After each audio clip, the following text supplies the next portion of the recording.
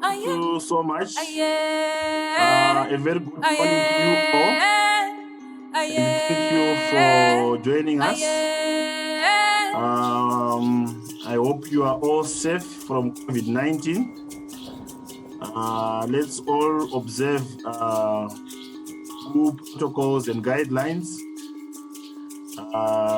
Let's remember to mask up, sanitize, and to maintain social distancing. At this moment in time, ladies and gentlemen, allow me to introduce you to ZimRights National Director, Mr. Mawema, for the introductions and the program overview. Over to you, Mr. Bere. Thank you very much, Leah. Good morning, colleagues, and welcome everyone to our first Right to Peace Summit. My name is Mawema. I am the team leader here at ZimRights. I want to begin by acknowledging our national chairperson, Mr. Tafadzwa Muvingi, who is with us today, the national vice chairperson, Mr. Temba Chivea, our national treasurer, Madam Janet Canavet, all members of the ZimRights National Council who have joined the meeting, the provincial chairpersons who are here. I want to acknowledge you all and warmly welcome you to this first edition of the Right to Peace Summit. I want to, in a very special way, welcome our guests for today. I want to acknowledge Madam Tafadzwa Muvingi from the UNDP. She is the head of governance and peace building at UNDP. I want to encourage colleagues to mute when they are not speaking. I want to welcome Dr. Webster Zambara from the Institute for Justice and Reconciliation in Cape Town. Dr. Zambara is a renowned peace builder and is one of the 3 authors of the manual that we are launching today, the Right to Peace Manual. So we want to acknowledge his contribution and his support for our work. I want to also welcome Mr. John Caulker. I'm sure he has joined the meeting. I can't see him on my screen, but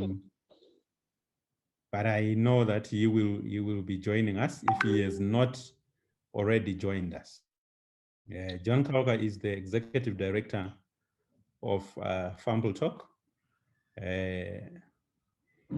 We will very soon get to know more about John Caulker when we get to his presentation. But generally, to welcome these colleagues and all of you, I want to also welcome Mr. Tafadzwa Christmas. Mr. Tafadzwa Christmas is one of the 3 authors of this manual, and we are going to know more about him and the work that he has put into this manual. So with those experts that we have joined us today, I am confident that today is going to be a very important day for us. When we commission this work and ensure that those who are going to make use of this manual are going to be effective peace builders. I want to immediately speak about the objectives for this very important meeting. So we are calling this the Right to Peace Summit. And just to give the background, that the Right to Peace Summit follows the successful conclusion of the first year of the Right to Peace campaign. Under the Right to Peace campaign, 11 ZimRights provincial chapters came together to establish the Right to Peace Action Zone, which has got 22 members who I understand are the primary focus of this particular meeting. We will be live streaming certain sections of this particular meeting that we think are important for our followers and others who could not join the Zoom meeting. But the critical aspects of the conversations, which are the plenary sessions, please feel free to participate, as these will not be live streamed. So as we worked on the Right to Peace Action Zone, we were inspired by the role that human rights activists have played around the country for so many years. And we were seeking to unlock the link between human rights and peace. As a result, today in this summit, we are seeking to achieve 3 critical objectives. The first one, we want to build global solidarity around local peace building initiatives here in Zimbabwe, which is why we're trying to link with peace builders who have worked on this work globally. The second objective is for us to strengthen the understanding of peace as a human right and the link between peace and human rights. Understanding peace as a human right and the link between peace and human rights. I think this will become clear as colleagues that I have mentioned will be speaking. The third objective is to provide an opportunity for the ZimRights Right to Peace Action Zone to learn from global experts strategies for peace building. And finally, we will, during this meeting, launch the Right to Peace Action Manual and then kickstart our 2021 peace building year with all of you who are our community advocates. So in terms of what we are going to be doing today, in terms of the program, we have invited, and I am very glad that we have among us experts, activists, teachers, practitioners, policymakers. I will just go through the program, but before I go there, I wanted to acknowledge the presence of the Director for Peace and Reconciliation from the NPRC, who are going to lead us on a discussion around peace through healing. So we want to acknowledge you, Madam Cynthia Mawema, for gracing this occasion. Now, in terms of the program, so what we are doing now are introductions, agenda, and overview. Just after me, we will be inviting Dr. Webster Zambara to speak about the link between peace and human rights, and we will hear more about Dr. Zambara from the chair. And then we will move into a session in which Ms. Muvingi is going to speak about sustaining peace through human rights from the UN perspective. And then we will invite Mr. John Caulker from Sierra Leone to talk about peace from inside. And then we will hear from the NPRC on peace through healing. And we will, as we get to the end of the program, we will compile the lessons from all these conversations in a session that will be listening to Mr. Tafadzwa Christmas, all the way from Geneva, on lessons for Zimbabwean activists. And then we will conclude by inviting our national chairperson, Mr. Tekshwa Msiwa, who is going to officially launch the Right to Peace Action Manual. So this is what our day is gonna be like. And we are very excited about this day as we are giving a kickstart to a very important process of peace building. My former lecturer, H.B. Danish, said, peace is the most important item on humanity's agenda. In other words, I can't imagine any other place where you would need to be today or anything that you would need to do in this life that is not peace building. And when ZimRights brings its 250,000 strong membership and community activists to engage in the work of peace building, change becomes inevitable. So I want to thank you and welcoming you to this meeting and wishing you very fruitful deliberations. Back to you, Chair.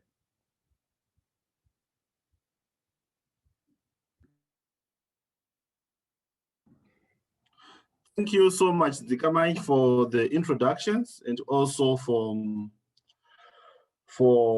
setting the tone for the summit.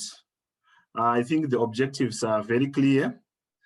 Without wasting much of our time, I want to introduce to you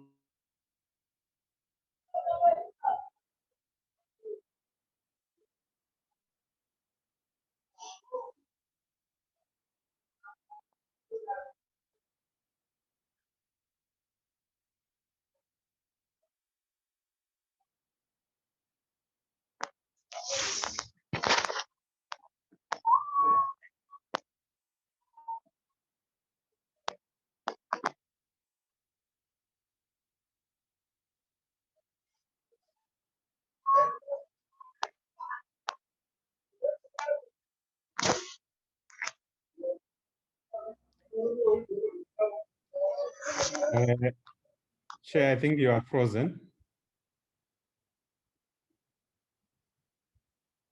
It looks like we have lost Leo, who is chairing the session.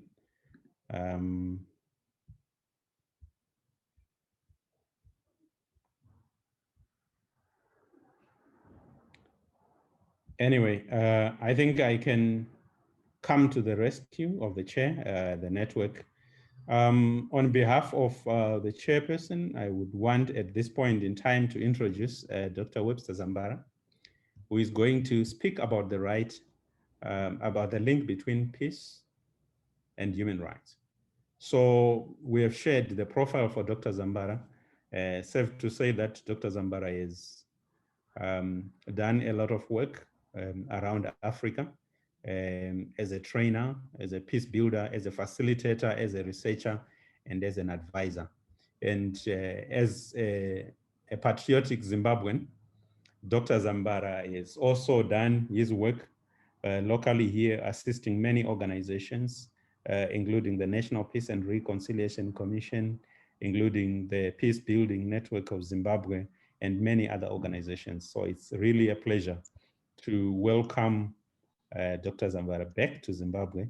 And Dr. Zambara, over to you. Thank you. Good morning, my friends at ZimRights. Good morning, everyone participating at this very important summit. I am quite grateful when I saw the list of participants. Many of the people who are participating, I don't know them. That to me speaks of some generational changes that are happening. And it seems people like myself, I am joining the outgoing ones. But I'm quite grateful when I see new names, because previously we have always been complaining that we have the usual characters. But ZimRights being a very big organization, I obviously wouldn't know everyone. When we started working, when I was invited to work on this project, I accepted first because it is it touches on the key purpose of my life. And secondly, because ZimRights is a very important organization. I grew up knowing that when you become an activist, you have to be linked with ZimRights in one way or another.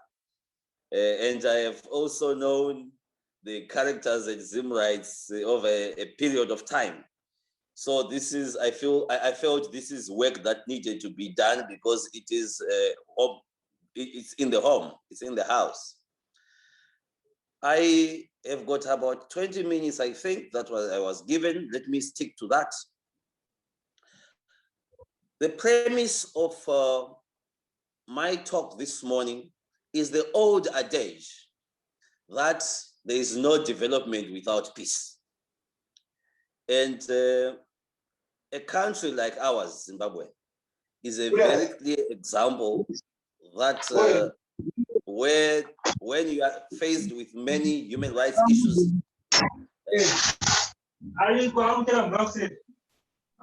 apologies, I think I'm getting some, okay, can we continue? Yes, you can continue. Thank you. The project Right to Peace, which I saw you also used R2P, and R2P at global level is a responsibility to protect. But I like it as Right to Peace. I think it's very grounded. It takes some work that is happening at global level with United Nations Peace Building Commission down to the continental level with the AU Peace Commission, down to our SADC region with the SADC Peace and Security Architecture, and down to Zimbabwe, particularly with the National Peace and Reconciliation Commission in existence, as well as the Zimbabwe Human Rights Commission and other actors, including civil society.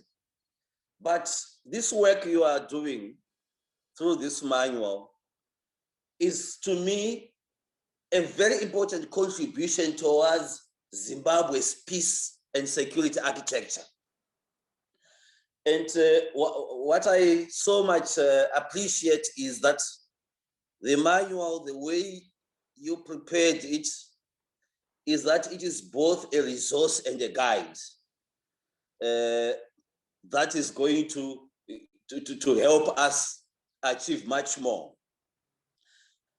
I want to premise my discussion by pointing out that human rights violations they cause pain and trauma that haunt societies for a very long time. And as we'll go further, we'll discuss, even in our country, some of the issues that we are grappling with now, they happened so many years ago.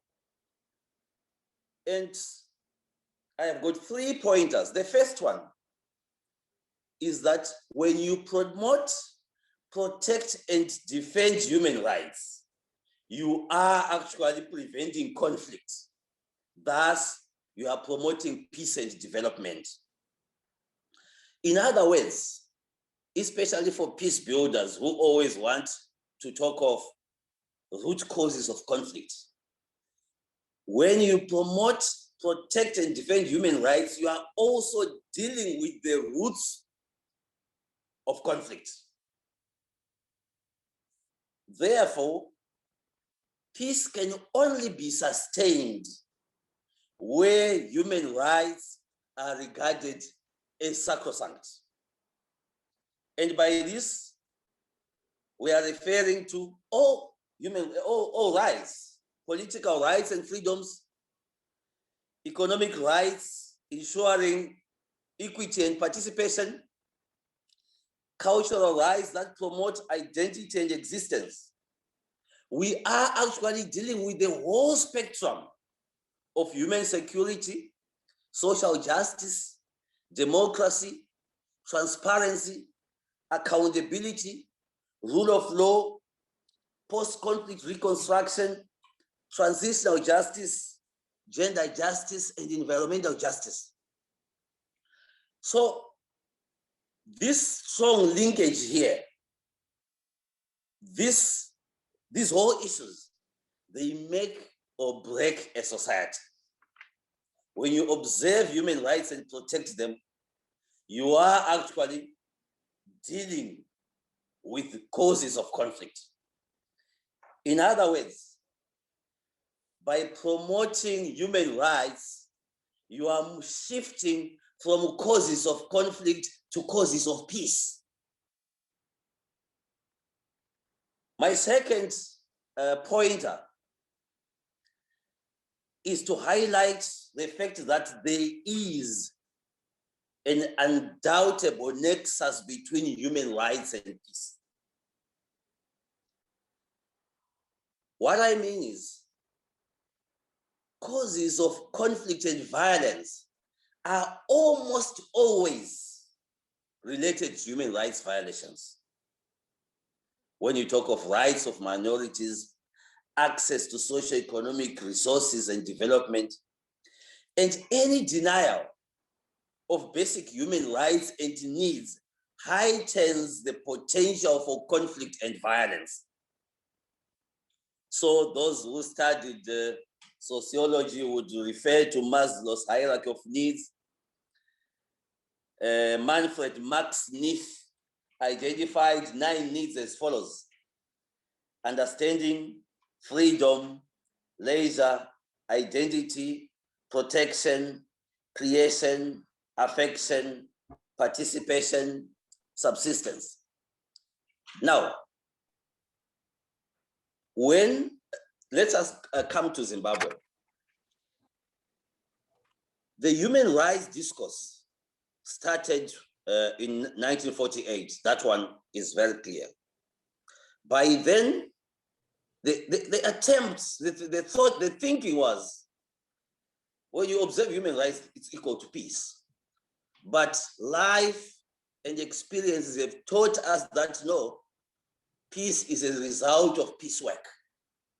So emerged in the mid-60s, academics and theorists who began to provide a clear distinction that peace studies and peace building is an overarching concept that is very important and has got aspects that are totally different, but can be complementary to the human rights discourse.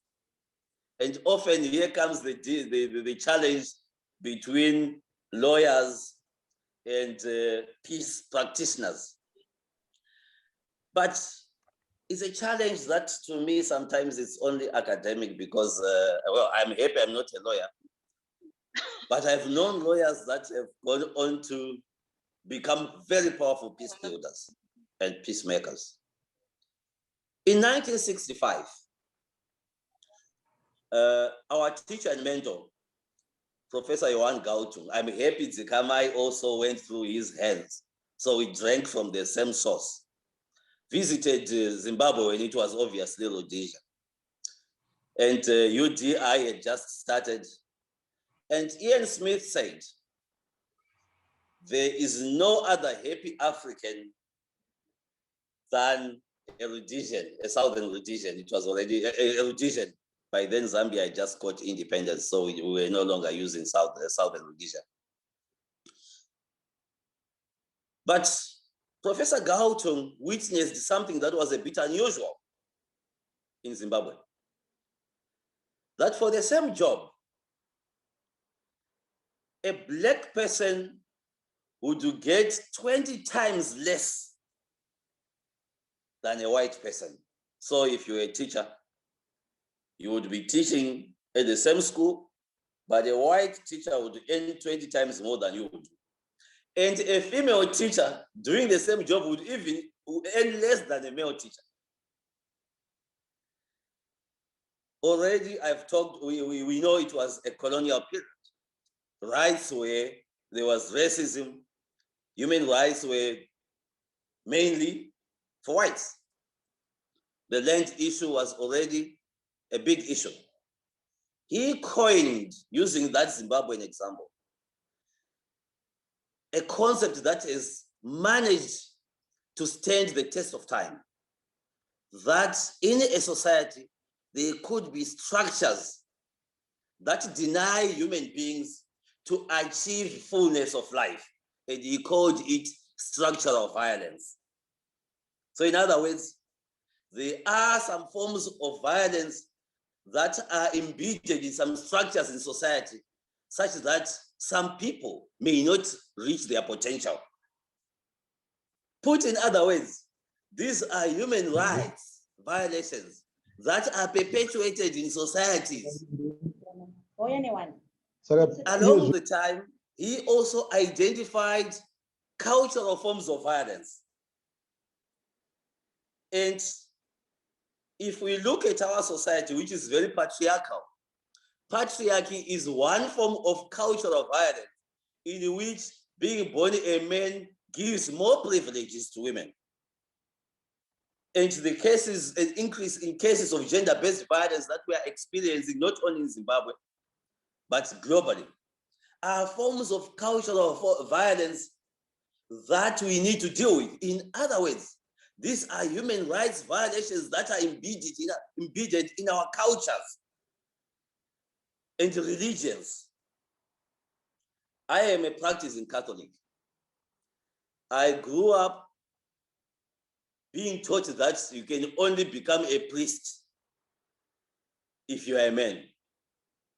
It's a big debate, but it's a culture that now strengthens a structure that limits women, that categorizes women that they cannot achieve some certain status. Put broadly,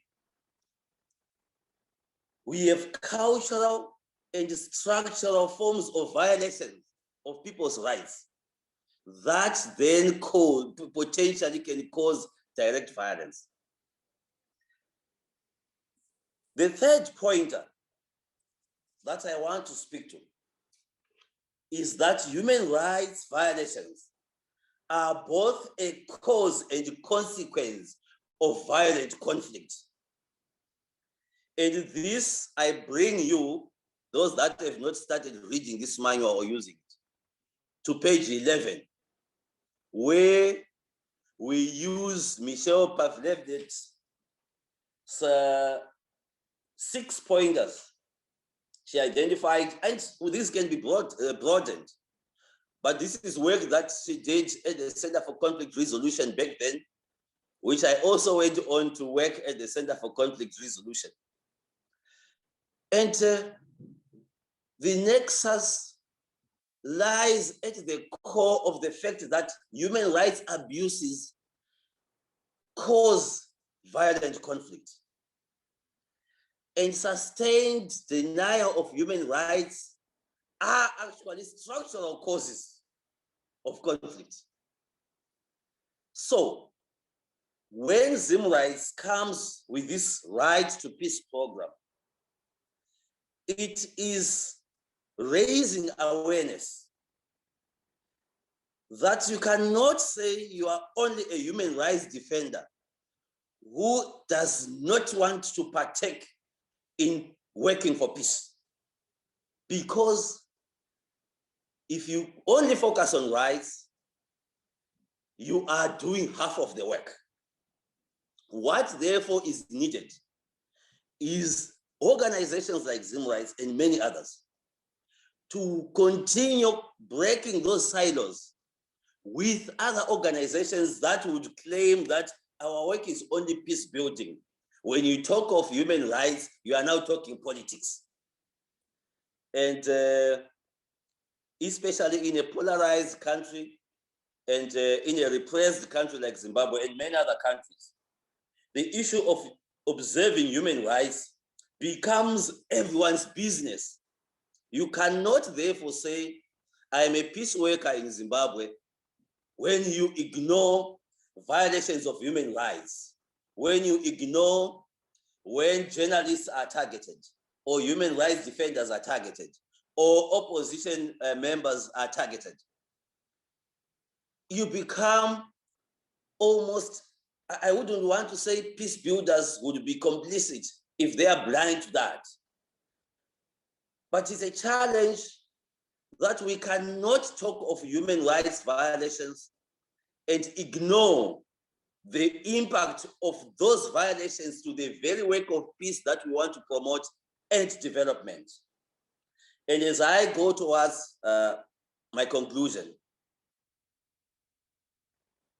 the capacity, and research has shown that, the capacity for a society to build resilience against any shocks increases when human rights are protected. And we witnessed the shocks, environmental shocks brought by Cyclone Idai, environmental shocks that are brought by perennial, by successive droughts that we have experienced. The other aspect that I want to conclude by highlighting is that when we are observing increase in gender-based violence and other forms of women abuses, it brings back the challenge that it is not enough to call yourself a peace builder when you are not focusing also on gender justice. And for us, culturally, we have a model and a philosophy, the philosophy of Ubuntu, that provides a framework that I am because you are, therefore we are. If we respect the rights of others, and respect our rights as well, it means we are able to promote peace through justice, promoting peace by observing and respecting and promoting human rights. This work, let it flourish. The work that we have started through this manual, and while it is, we know that it is a ZimRights manual, please share it, expand the work with other organizations and with other political platforms, so that you don't run with this important value-based combination and nexus alone. It would be my wish that every organization that is working within the realms of conflict resolution and peace building also talks of human rights as right up front, because it is no longer possible to ignore this imperative. Let me rest on this point. We cannot ignore human rights if we want to have a peaceful community. And like Joan Galtung would say, tell me how you manage conflict, and I tell you how peaceful you are. Once again, thank you, ZimRights, for this opportunity. And it has been a pleasure, and this is very interesting to be associated with production of knowledge from the Global South that is based on our experiences and to improve our situations. Thank you, Chair. And I hope to continue to learn from you in this session and beyond.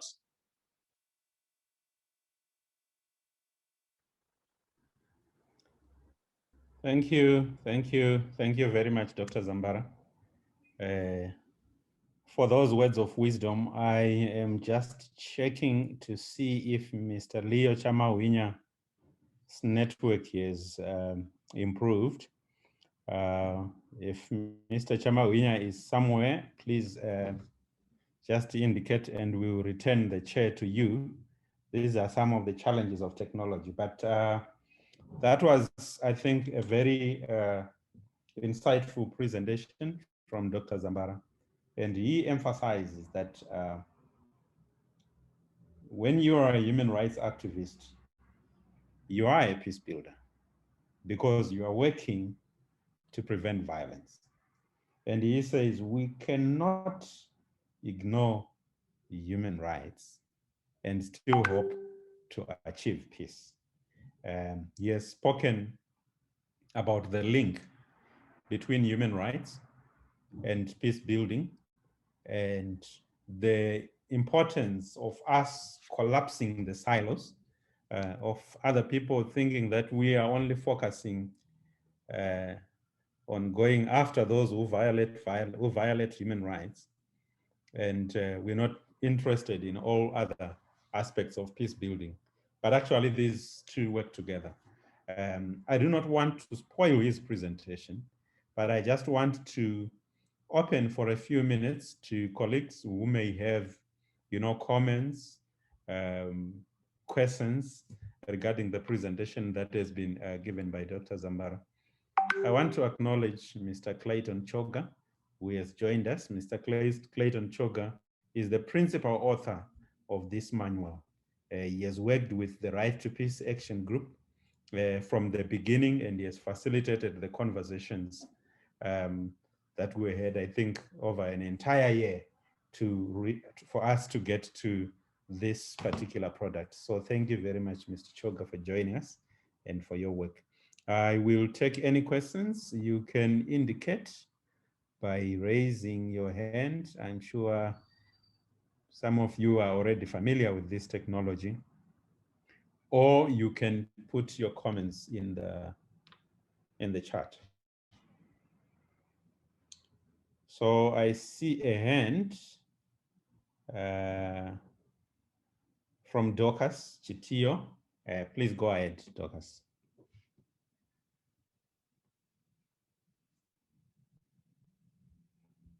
Dorcas, you are on mute.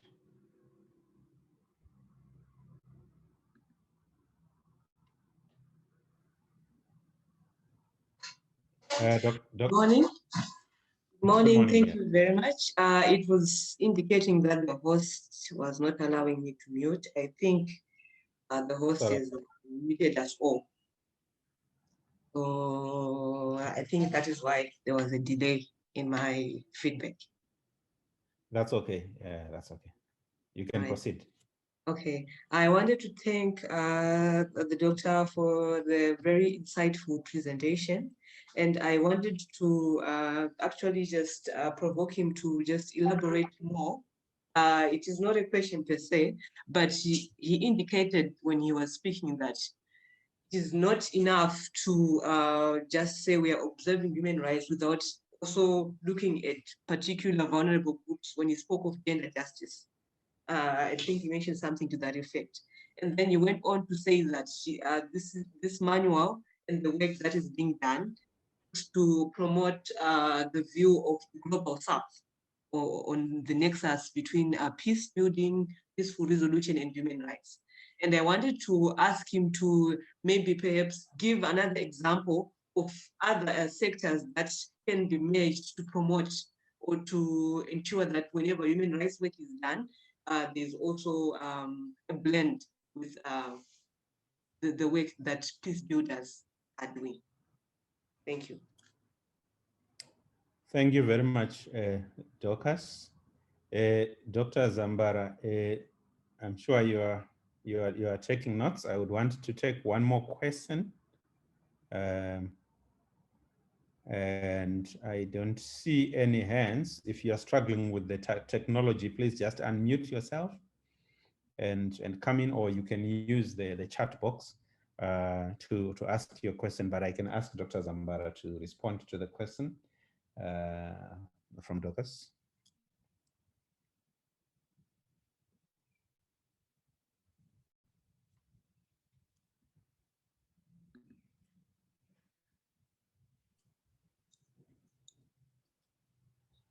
Yes, Dr. Zambara.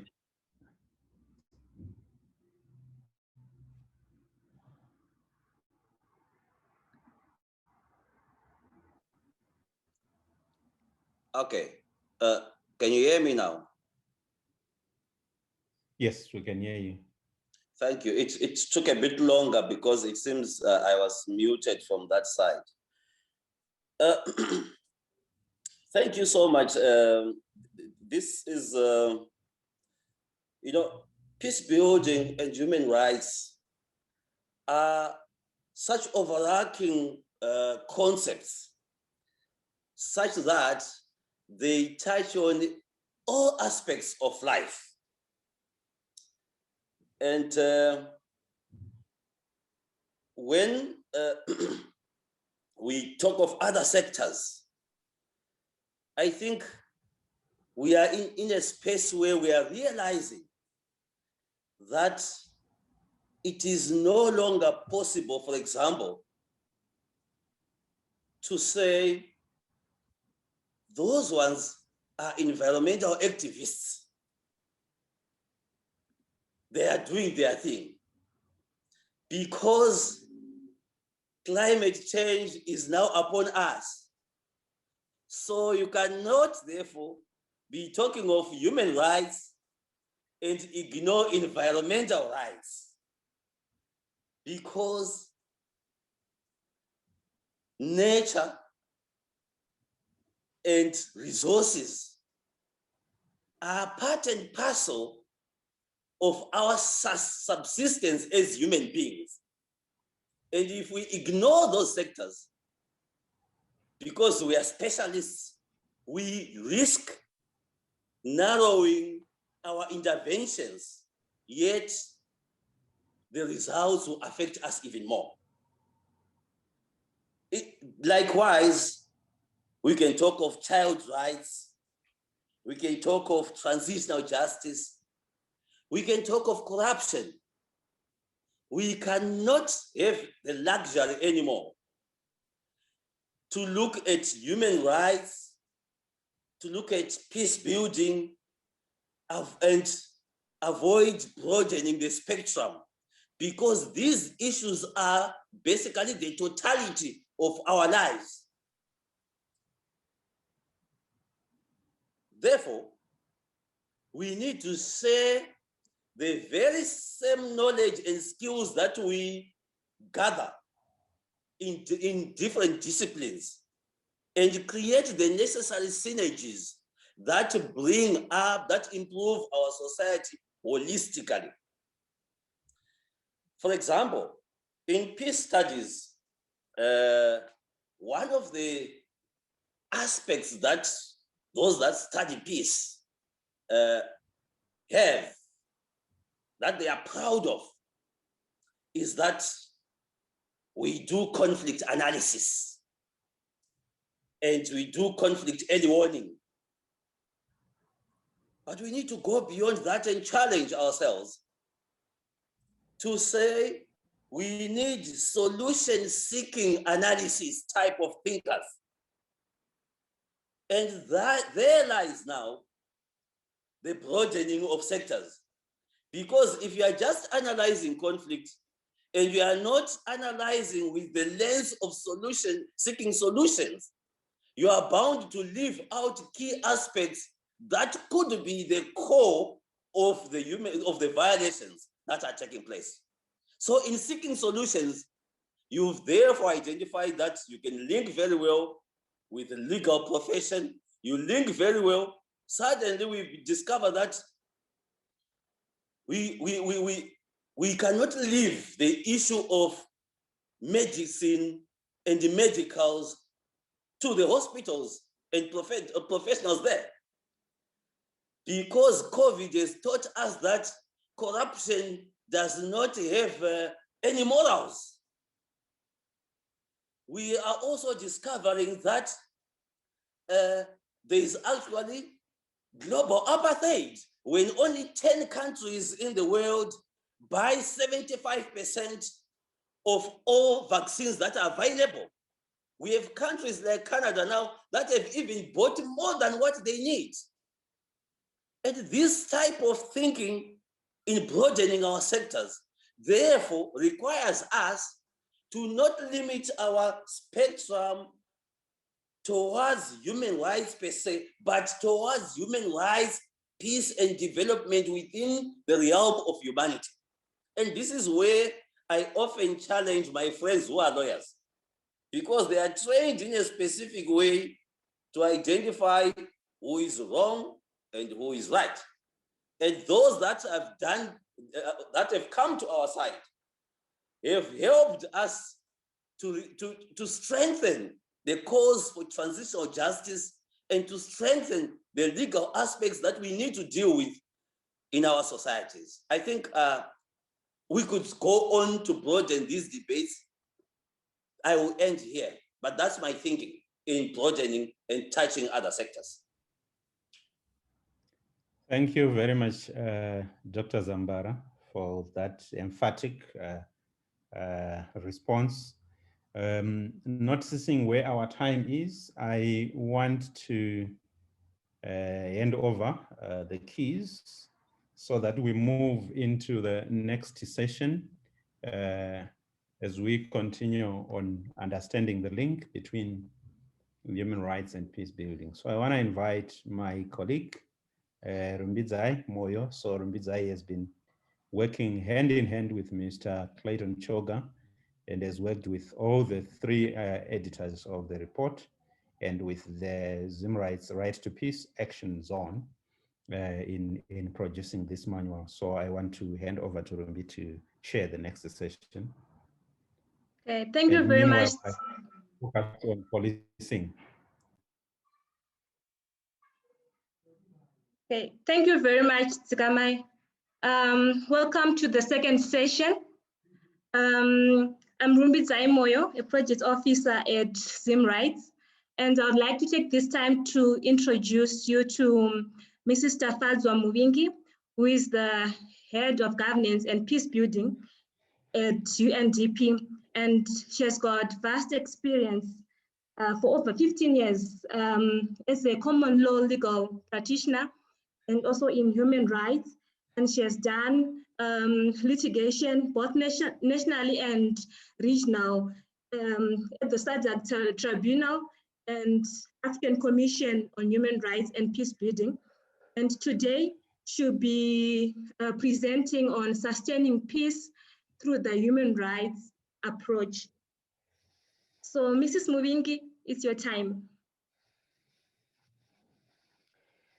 Thank you very much, Ms. Rumbi. It's nice to be introduced in such an elaborate way. Sometimes one actually fails to recognize oneself when these accolades come in very fast and furious.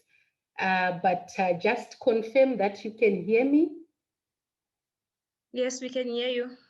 Thank you so much. It seems I'm having a bit of a challenge with my video.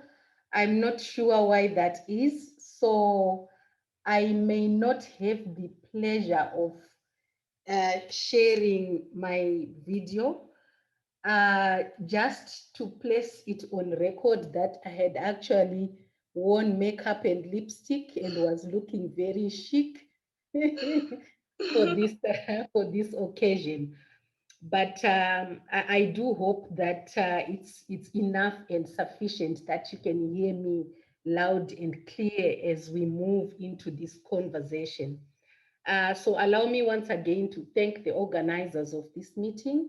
It's such a pleasure for us as usual to really enhance our partnerships, not just from a funding perspective, but also from this angle where we share information, where we exchange technical skills and support.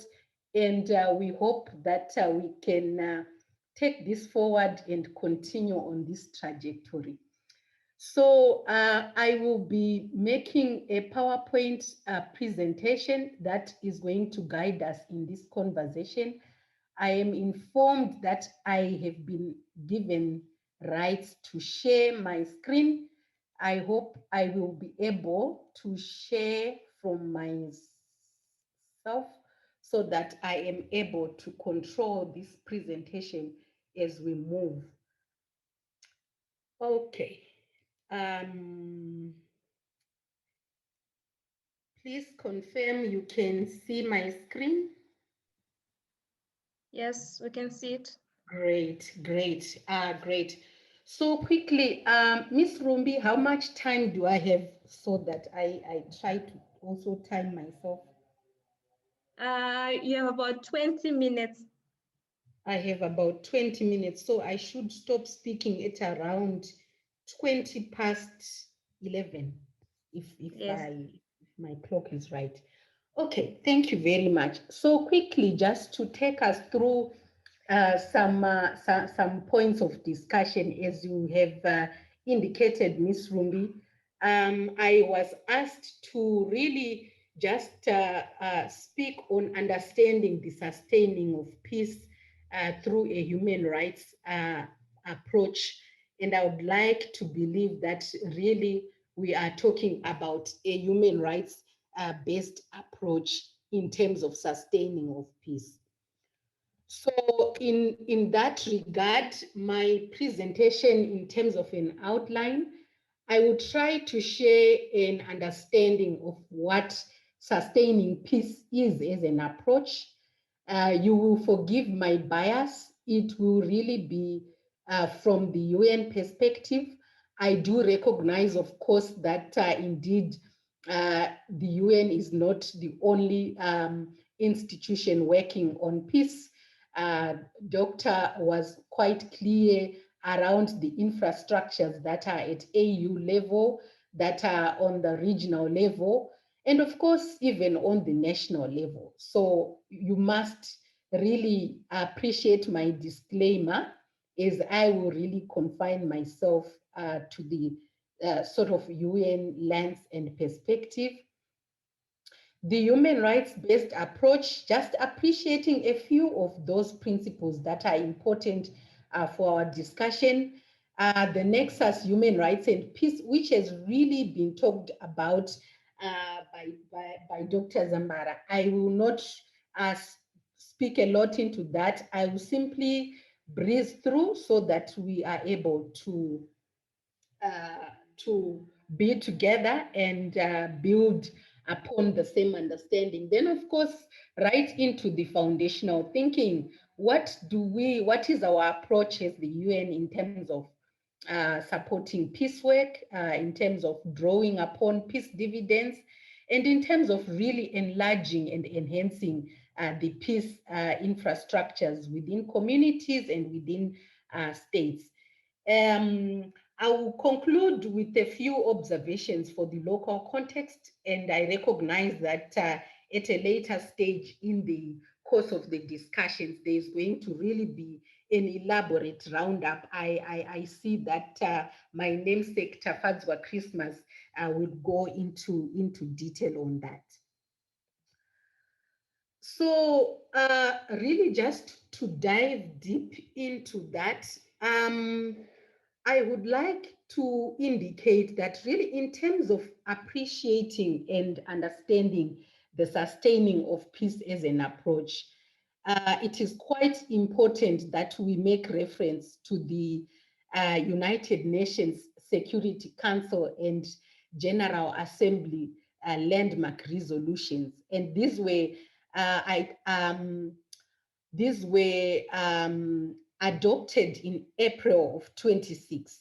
And in those resolutions, what is clear and important to note for us is that there was consensus that it is quite important to really adopt the sustaining of peace as a deliberate policy for member states and for practitioners.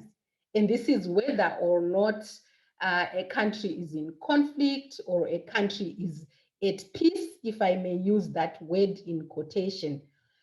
The reason for this is that it was recognized that there is an importance around building a conglomerate of infrastructure that, of course, includes many things, institutions as part of that, norms and normative standards that can come in through resolutions that are adopted, the treaties that are adopted, or the legislation that countries can put in place. And also attitudes and capacities. It's important, it's quite important when you are building an infrastructure to work around attitudes and capacities at different and various levels because of the need for a whole of society approach. So really the recognition is that sustaining peace must and ought to be a deliberate policy, and it has to be supported by certain infrastructure that can then be able to respond or to respond both from a preventive and from a remedial perspective to issues of building peace and to issues of resolving conflicts within societies and within communities.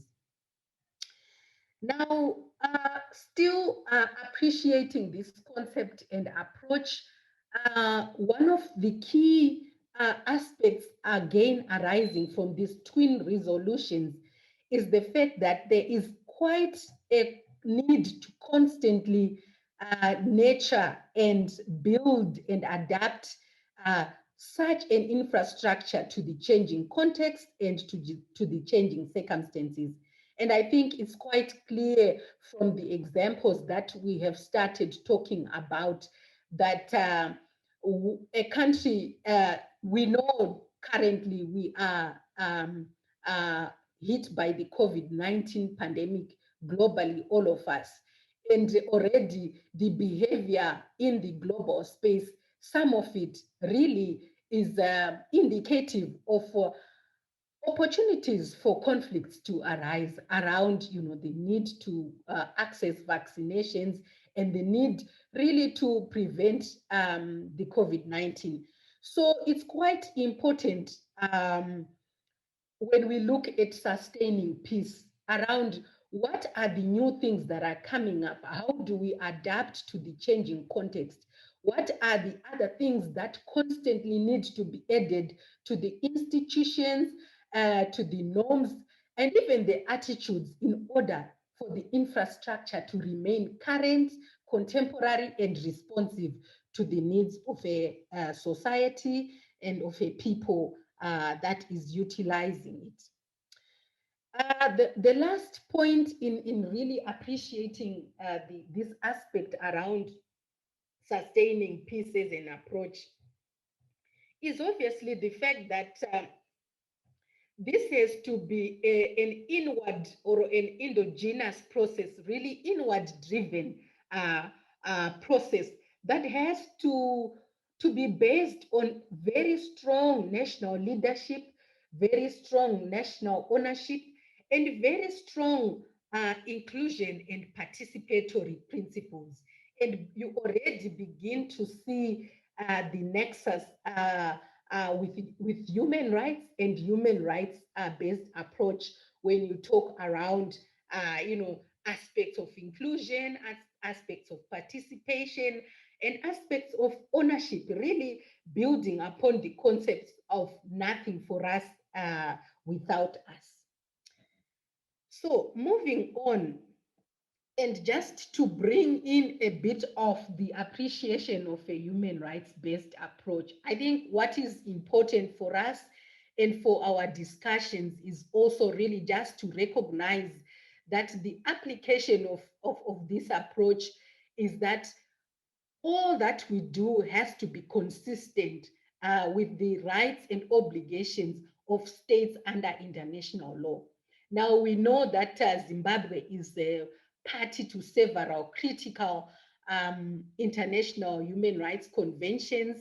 I will not be hasty to try and list that out, but very important to know that, for instance, under the United Nations framework, Zimbabwe is quite active on reporting, reporting to both mechanisms within the UN frameworks, on the charter mechanisms, on the treaty mechanisms. So even in terms of application of the practice of peace, it's quite important that a state realizes and recognizes the application of those same principles. And it goes back to the point that has already been made around recognizing rights as a cause for a peaceful environment, preventive, but also as a consequence where human rights are not observed and can lead into deterioration and a conflict. So in terms of the human rights approach, it's quite imperative to bring to the fore maybe 3 of the principles that are important under that, and that is participation, where we ask, is the process people-centered? Is it humanized? Do you identify yourself in the process? Does it have the interest of the people at heart? Very important to ask around the question of participation and inclusion. The other principle, of course, is around accountability. Now, that also speaks to empowerment of citizens. Are citizens empowered? Is the process transparent? Is it adding values? And can citizens demand accountability? And if we are saying that sustaining peace involves communities and institutions at all layers, it's quite important, therefore, for accountability to be one of the key principles to guide the approach of sustaining peace. We have already started talking around the aspect of non-discrimination, which really speaks to targeting, where we have to ask the right questions as to, are we looking at the community's plight and what they specifically need? Are we leaving no one behind? And you recognize, of course, this is quite intricately linked to the aspirations of the Sustainable Development Goals. And when we are talking peace, particularly Sustainable Development Goal number 16, are we not leaving anyone behind? Are women included? Are persons with disabilities included? Because they have a stake in determining and sustaining peace as an approach. Now, moving on, I will not speak a lot because I think, Dr. Zambara, you have quite articulated and highlighted the nexus on human rights and peace. Suffice to indicate, indeed, that human rights exist when there is peace, and peace can ensure that human rights are protected. So you do find, in fact, that when I want to make reference to the peace manual, in particular to page 11, where you're talking about the stages and the cycles of a conflict and how it mutates, you will find indeed that there are issues of human rights in acute conflict, where human rights can come in the context of recovery, in the context of preventing further deterioration, and in the context of peacekeeping.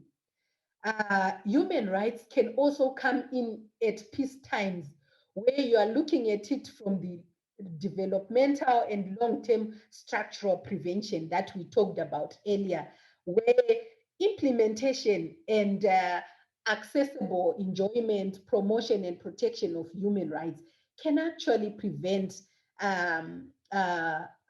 conflicts, ensure peace, and build upon sustainable development. So you find this prevention pyramid can be read up from bottom going up and from up going bottom, you know, because we understand, of course, that the stages of the conflict cycle are not linear and quite horizontal. It can happen in quite different phases. So really, I think the point we take away from all this is that peace requires human rights to be enforced, and human rights requires peace to be in existence.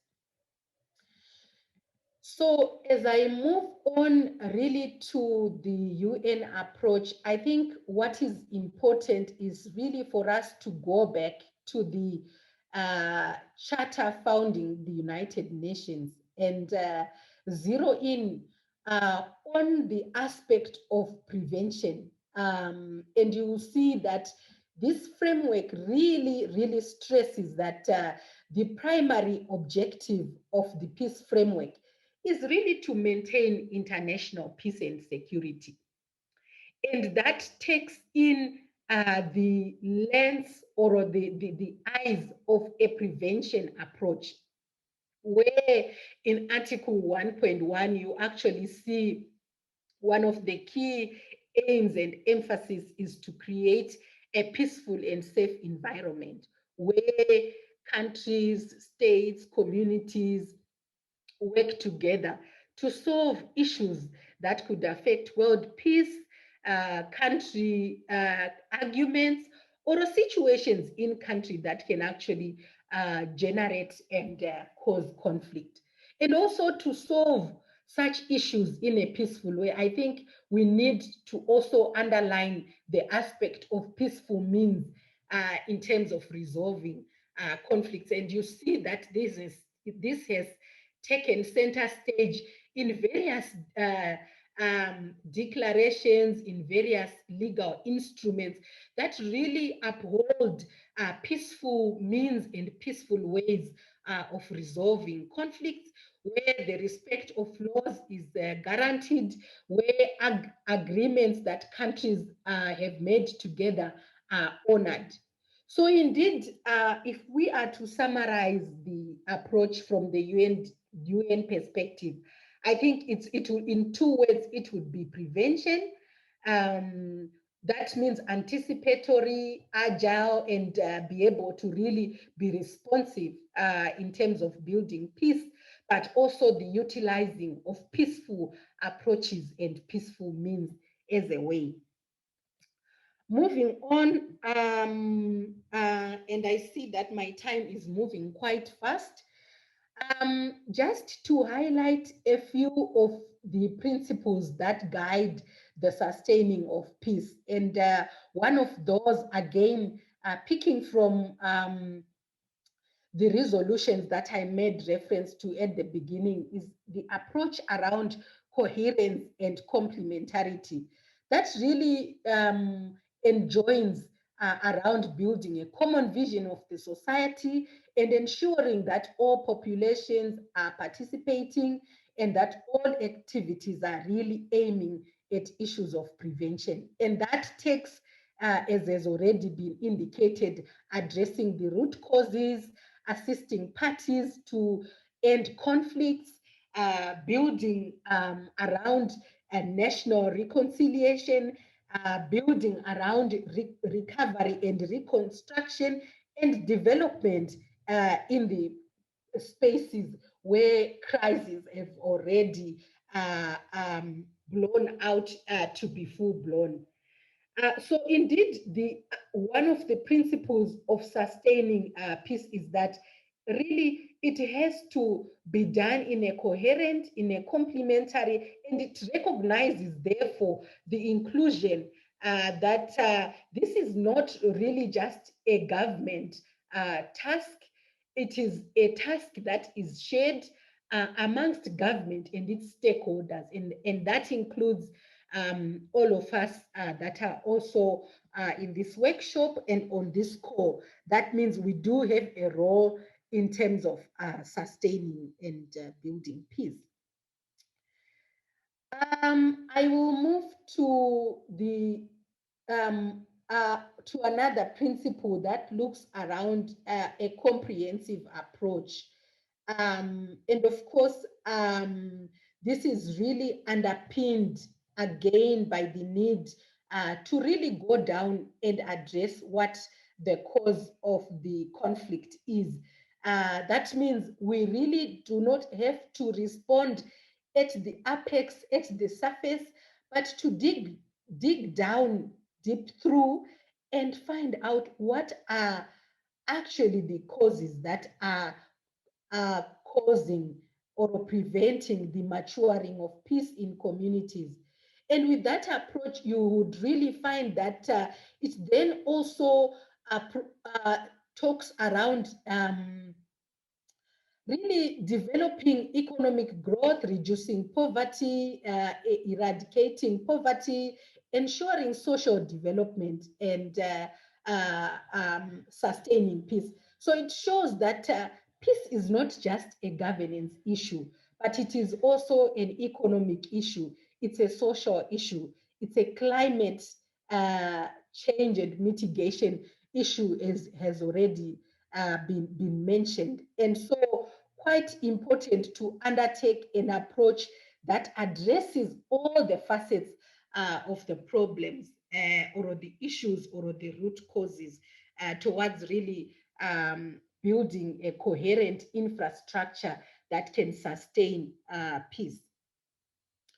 Moving on quickly, we have started talking around the aspect of participation, where the emphasis is, of course, integrating among relevant political, security, and development actors, so that really they all come in from their different comparative advantages in terms of advancing human rights, advancing gender equality, advancing and empowering women and youth. And I think it's important at this point to pause and recognize the United Nations Security Council Resolution 1325, very common to the work that many women's organizations do around striving to incorporate gender equality principles into the advocacy, into the strategic planning, but also ensuring accountability for gender issues, building partnerships and maximizing gender priorities, and developing gender responsive funding mechanisms. And lastly, making sure the data that accounts for women is also brought to the fore. And I need not emphasizing that it is now quite widely agreed that women, children suffer much more where situations of conflict unfold and where peace is absent in a community and in a society. And so from that perspective, very key to look at the aspect of participation. Let me quickly look at the aspect of funding. I'm seeing that I'm at 11:20, but maybe just a few more minutes before I can conclude. And I want to look at the UN approach around funding and the recognition that indeed it's quite important to have mechanisms that are rapid response, flexible, and pre-positioned in terms of responding to issues of sustaining peace and issues of supporting conflict-affected communities, conflict-affected countries. And for that reason, I think some of us are familiar with the Peace Building Fund that is within the United Nations system, which is really positioned to undertake some of these, really quite catalytic, responsive, and speedy disbursements to support initiatives and interventions relating to building of peace, sustaining of peace, and maintaining of key, partnerships in that regard. And so I need not emphasize around, partnerships and pulling finances together. I think we have all worked in development space, and I think this is one of the key principles that we have emphasized, or that the UN approach has emphasized, in order really to maximize on the impact of the peace building efforts, to maximize on aspects of ensuring, transparency and accountability. But I think we need to also look at it even from other partnerships that can also be deployed very quickly and in emergency situations in order to support and to extend, the work around sustaining peace.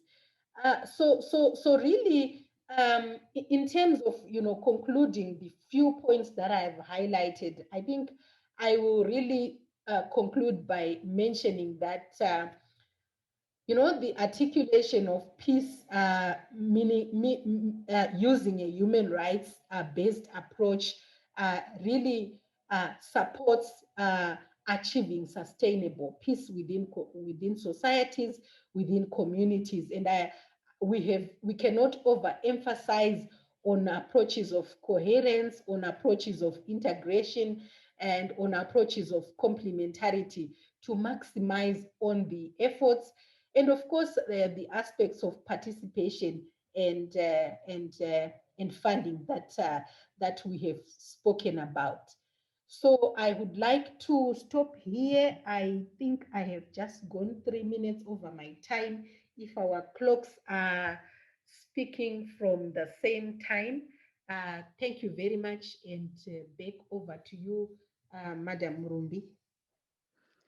Thank you very much, Mrs. Tafadzwa. It was a very insightful presentation.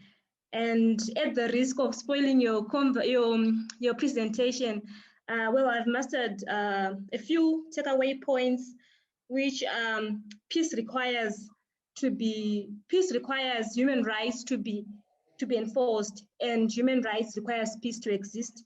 And there's a need to build a coherent infrastructure that sustains peace. And also the issue of involvement. Everyone must be involved, including the women, the youth, even everyone in this house. And it's not only the government's job, but all the stakeholders. We must work together. At this moment in time, I'll open for the floor for any questions, contributions.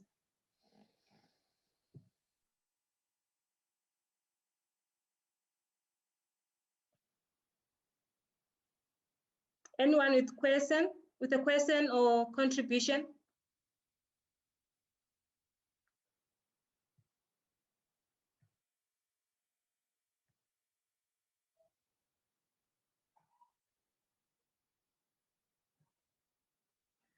Okay, I can see that there is no one. So we can move on to the... Hello, Ruby. Hi. Hello. Hello, Mr. Leo. Yes, thank you very much. Thank you very much, Tafadzwa, for the presentation. It was indeed a very powerful presentation. My question is on how civic society and peace institutions locally, how they can collaborate and work together with the regional and international institutions.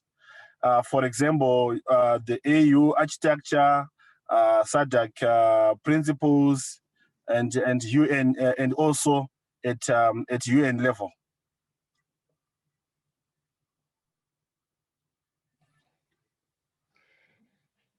Thank you very much, Leo, for that question. And I think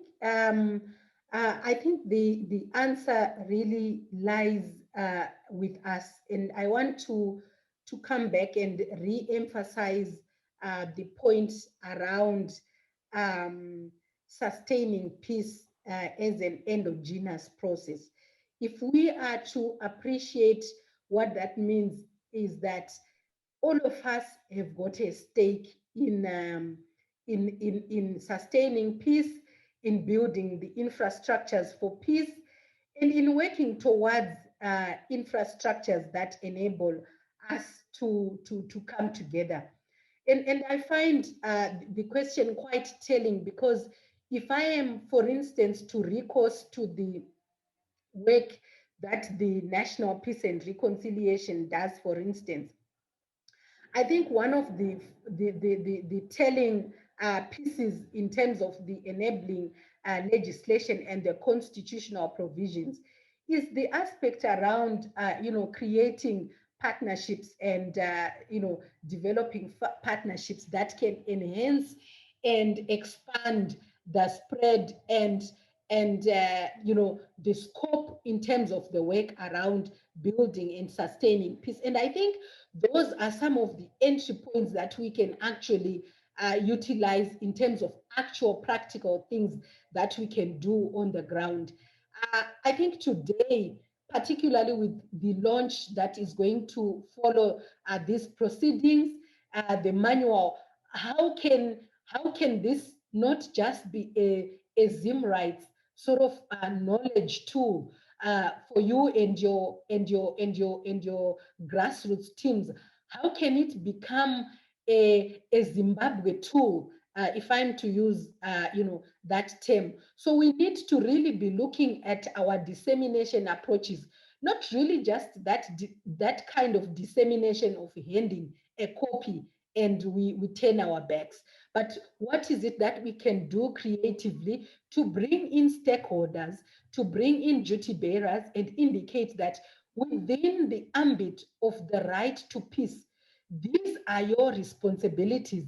And this is the sort of support that we bring to the table to assist you achieve your functions and your responsibility as a duty bearer that has the obligation to extend and build, the right to peace. I think with that, these are some of the practical things that we can do, sharing the knowledge much more in a very, accompanied way, accompanying the duty bearers, accompanying even the rights holders.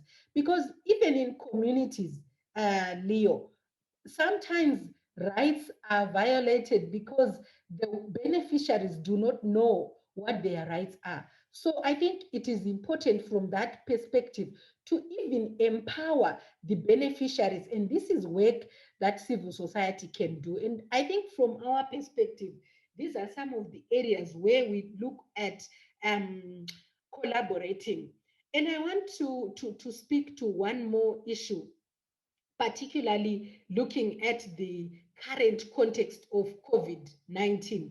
What are the innovations that civil society can think of in terms of enhancing the peace work?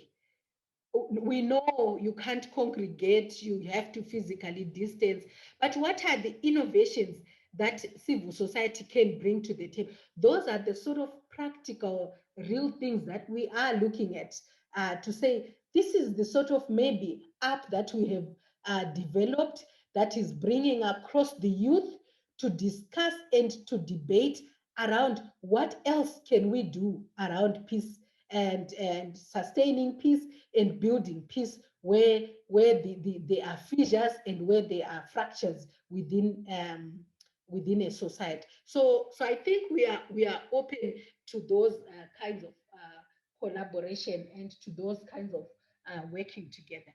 I want to stop here and hand it back over to Madam Rumi. Thank you. Okay, thank you very much. Do you have any other questions or comments before we move on?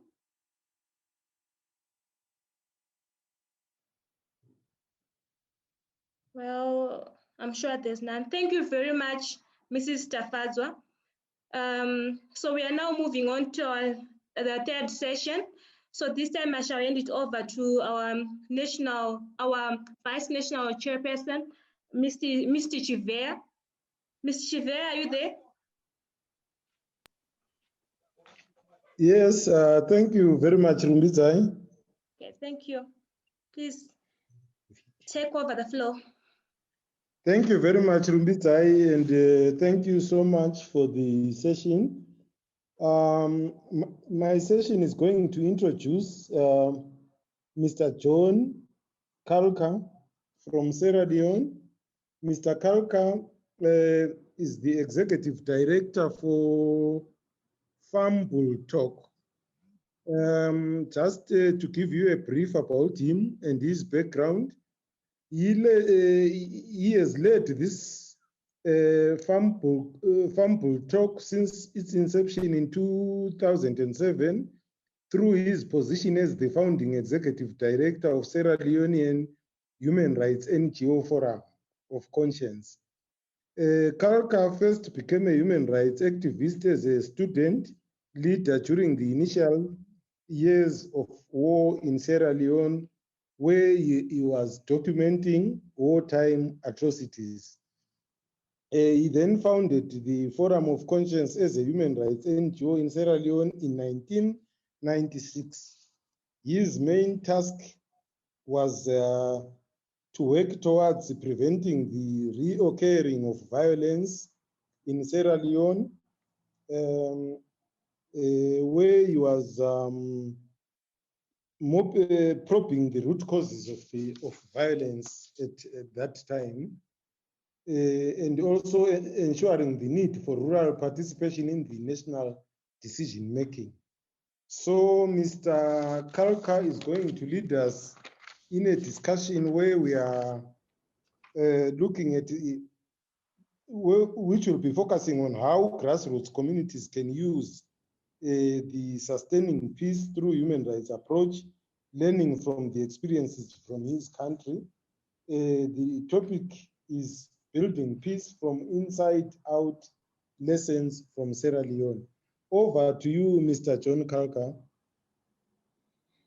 Thank you very much for that wonderful introduction. And I find it difficult really to continue now, but I'll try because the bar is set so high. Thank you and greetings from Freetown, Sierra Leone. I'm really glad that you are having this conversation around peace. Let me give a brief background on our conflict. Sierra Leone, we went through 11 years of brutal civil conflict. I think about 50,000 people were killed, children suffered, women suffered. So as a result, we had a TRC, that's the Truth and Reconciliation Commission set up, and then the special court. I was very much instrumental in the setting up of the TRC, which I used to describe as my baby, because as a human rights advocate, we were convinced that, all these fractions in the world, they all committed atrocities. They all have blood on their hands. So we were saying, instead of trials, let's check, let's understand what went wrong. We used to be one family as a nation. Your child is my child, your mother is my mother. Why did we degenerate so low to killing our children, putting our mothers and fathers in a house and set the house ablaze? So our position by then was, let's really sit around the tree. Let's talk what went wrong. How can we learn from what has happened so that we can move forward? Then we had the internationals who came in to say, okay, no, we will show you what to do through the peace agreement. They said, okay, now TRC first, and then special court. When the consultants came for the TRC, I suggested to them, look, let's have mini commissions at the community level and have researchers go to these communities, they document the process, send that into the National Truth Commission. So by so doing, people are involved, everyone participates, and they all become part of the story. However, they said that has never happened, and no, Sierra Leone, unfortunately, no. The special court was established to try about 13 people, and the cost was about $500 million just to try about 13 people. When the country was in darkness, we were barely surviving. So at the end of all of these processes, we realized the ordinary Sierra Leonean have not yet enjoyed peace. They are still struggling to come to terms with what went wrong. And as I said earlier, I was so involved. I was one of the phases of the TRC. At the end of the TRC, the commissioners, they all left. So we were still around, and it became very difficult to move around when the issues are still present. So there comes Fambul Talk. Fambul Talk is, in our local language, Creole, family talk. Let's sit as a family, let's understand what happened so we can find the solution. We believe local solution to local problems. We go to communities, we engage communities, knowing very well that the answers are there. Outsiders will not come with the answer. You as community people, as community activists, the traditional leaders, sit together, find the answers. We can only facilitate. That is the background to Fumble talk, and why we now talk about peace from the inside out. The other way to describe peace from the inside out is what people normally say, the bottom-up approach. We don't want to say bottom-up approach because sometimes when you describe people as bottom, you take away their dignity. So we say it's the inside out because it's all part of the same structure. So to say bottom up, we choose to say inside out. And the way the Fumble Talk process works, it's purely consultative. As I said earlier, I want my presentation to be more of a conversation, and I'll try to talk for about 15 minutes so we have time to discuss. When we go to communities, how the whole process started, we consulted. Do you want to reconcile? How do you want to go about it? What exists in your community? And how can we accompany you? These are the basic questions that kickstarted the process. So people were so impressed. They said, no one has ever come to us to ask us, do you want to reconcile? Simple question. That shows they have answers to their problems. They quickly say, look, we have our tradition. Let's use our tradition. Let's have the bonfire. Let's have structures to have this conversation, constructive conversation, and find a way forward. Now, previous speakers talked about human rights and peace building. I'm very much happy that we are having this conversation. I had to choose between human rights and peace building because of the context. But now I will rephrase it to say, I use my human rights lens to guide the process. For example, the tradition in some parts of the country, women don't talk.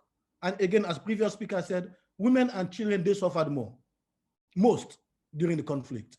So if you are talking about peace and they are not involved, or they are only there as bystanders, that is not peace. It's peace for the men. So with my human rights lens, I encourage the traditional leaders, look, let's find ways let's involve the women. The children should not be driven. Let them sit around. When the war was going on, children were not prevented. They were all part of the casualty. Women were all involved. So why do you want to, prevent them from participating? Let's work with them. They also are part of the community.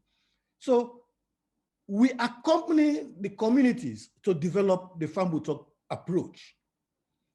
And part of what we do is we train community welfare and mediation committees, 2 from each village, a male and a female.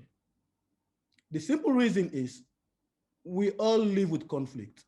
And if they have to walk a couple of miles to go to the police, to go to the chiefs, then it's somehow, it prevents them from pursuing their peace or from seeking justice.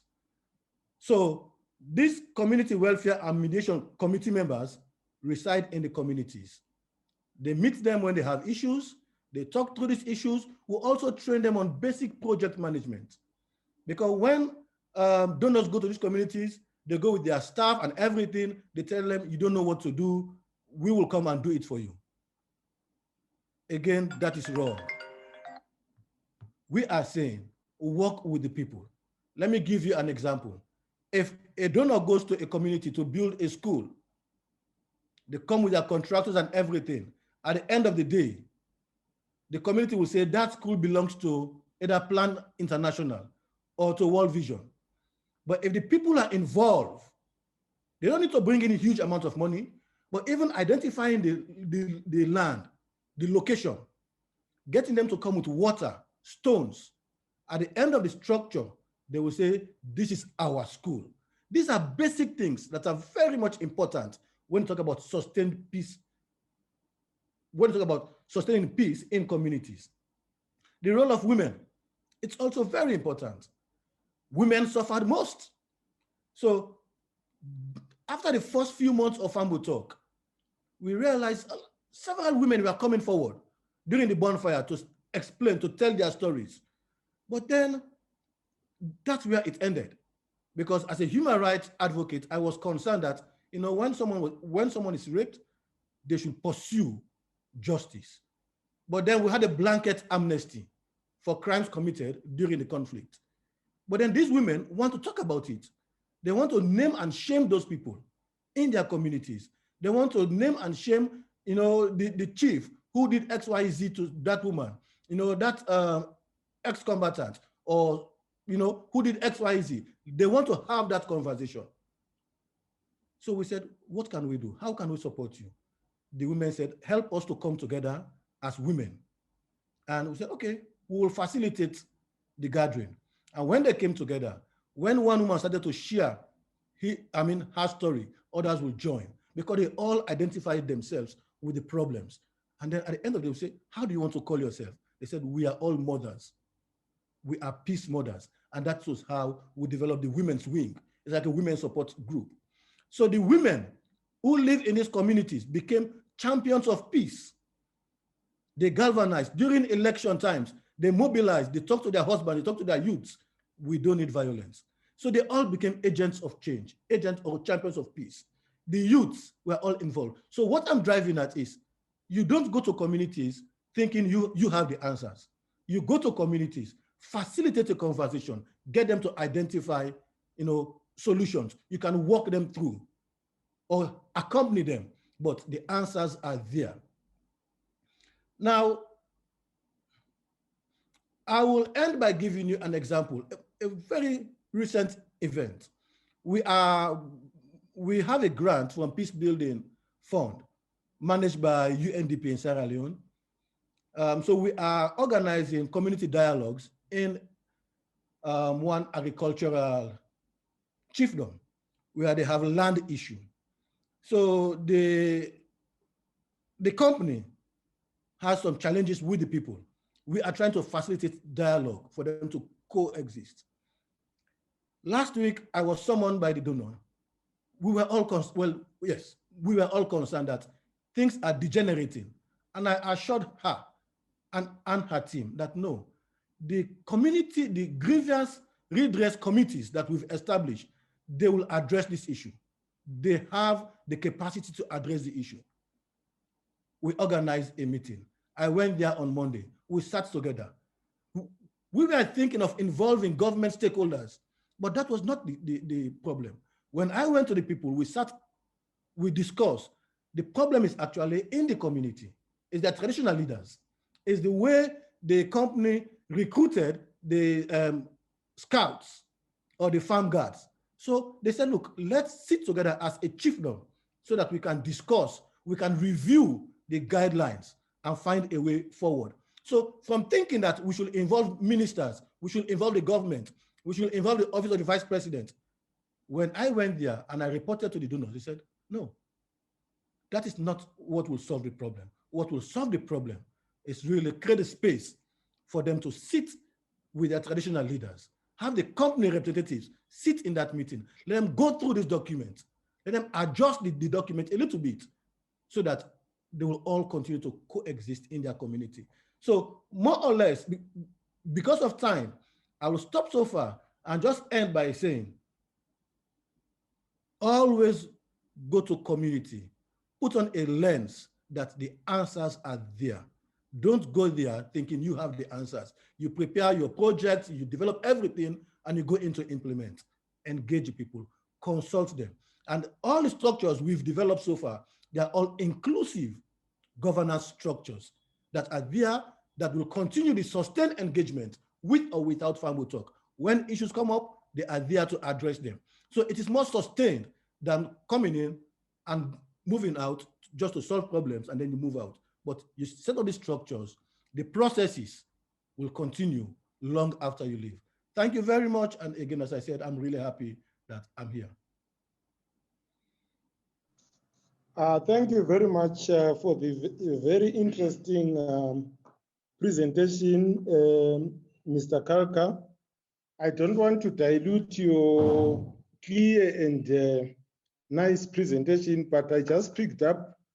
I want to thank you for highlighting the power of consulting communities so that whatever program is implemented in a community has that kind of community ownership. I think that was a very powerful point. I will take this opportunity to open up the plenary session. I will take 3 questions or comments, and then I hope you'll be taking note of that, Mr. Caulker. Thank you very much.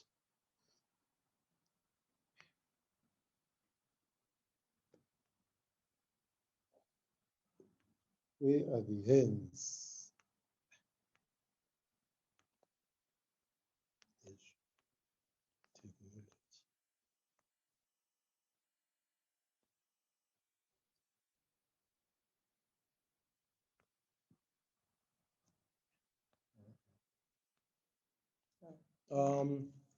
Zikamai, can you make your contribution? Yeah, I think I will let my colleagues ask, since I have spoken before. I will ask my colleagues first. I see there are many hands up. Okay, so can I have Tafadzwa Muvingi?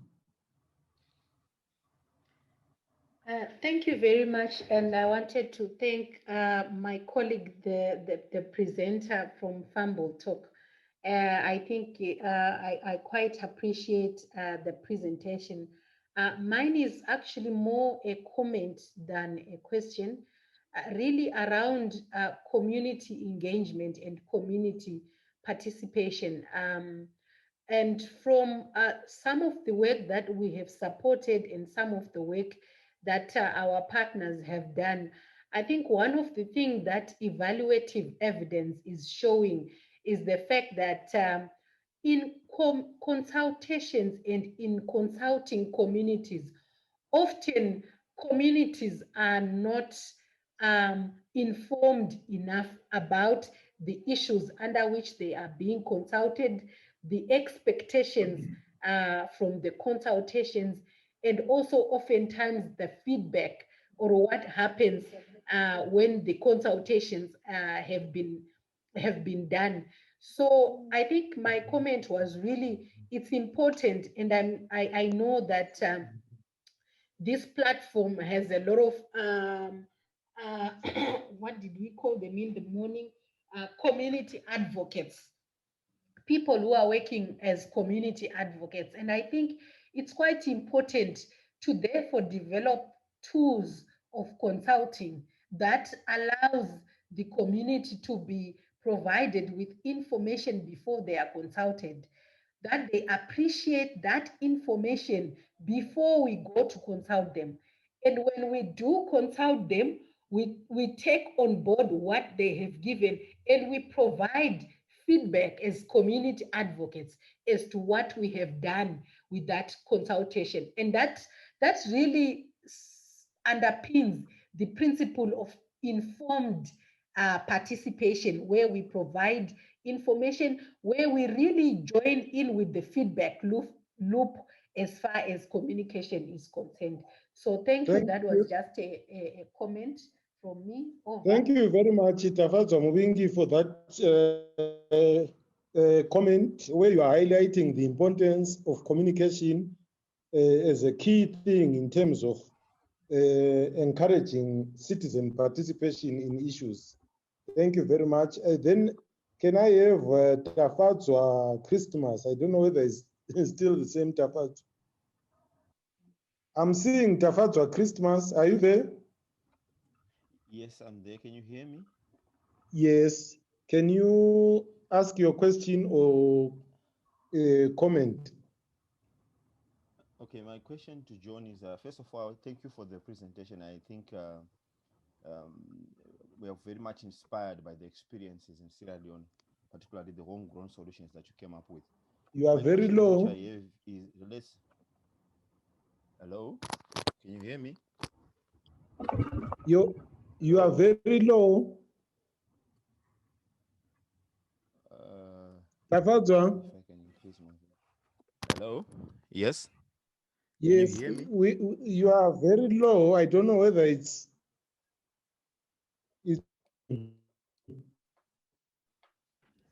we can hear him. Yeah, you are better. You are better now. Okay, the question I was Yes, go ahead. John is, yes, Oh, the question I was yes, asking you are John. low. Continue. Yes, can You you hear me, John? continue? Okay. Okay, the question I was asking, I wanted to ask in relates not only to the to the indigenous justice mechanisms that you had in Sierra Leone, but in general, this indigenous or traditional justice mechanism. There are two questions I have are two. The first one is to do with the how do you address issues where the local or indigenous justice mechanisms are in conflict with human rights? Like, for instance, you find there are some traditional justice mechanisms that do not involve women in these traditional justice processes. How do you address such a challenge where you have a conflict where people say, we have a dare in Zimbabwe, for instance, where we can say it's a dare and it's usually men who sit to discuss these issues and women are left out. How would you address that issue? Because we want to take advantage of the traditional mechanism, but at the same time, we cannot ignore the challenges that this traditional justice mechanism pose in terms of human rights. And the other question which I had is to do with how do you address an issue where you have a community, but the community is not so homogeneous to the extent that they all believe in one system. I know it's very easy for us to romanticize and say in a particular community, everyone believes in these particular rituals, in these particular ways. But as you know, we're living in an age where communities become very diverse, where you go into a community and there's a section of people who believe in a particular traditional mechanism. And then there's also a section of people within that same community who do not believe in that particular mechanism. How would you address such an issue? Thank you very much. Thank you very much for the good questions, Tafadzwa. I now go to Dawn. Can we try to summarize our questions so that we can have many more people contributing? Dawn? Thank you. Thank you, Chair. Thank you. My question to John. First, allow me to appreciate the presentation. I really liked it. There are so many takeaway points there. But my question now is, how then do you navigate a scenario whereby you are in a community which is heavily polarized? How do you bring the people together so that you can have this family talks? Mind you, this is also threatening power of a certain political elite who would not want people to actually sit down and speak about issues. For example, here in Zimbabwe, we've got the issue of the Kukura Wundi. Since then, we have tried so many times to actually have a dialogue or a conversation around that, but we haven't managed to successfully actually bring the people together. So how then do you manage people to actually come together in a largely repressive society? Thank you. Thank you very much, Don, for the question. I will then now go back to Mr. Caulker. Mr. Caulker, the first one was more of a comment which was talking about how community, the lack of information in communities in terms of the different issues that we will be dealing with in terms of peace building. And the second, we had two questions. There's a participant who asked the two questions. One, how do you address a scenario where local indigenous mechanisms are in conflict with human rights? And then the second question was about how do you address the diverse communities where in a community we have different beliefs and so forth. And then the last question was about how do we go about in trying to implement programs in polarized communities, in trying to implement peace building programs in a polarized, highly polarized community. Thank you very much. You can go ahead, Mr. Caulker. Yes, thank you very much. These are very interesting questions, and I wish we have all day long.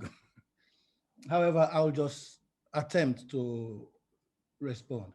On the issue of consultation, I want to just touch on that. Yes, it's important to involve the people.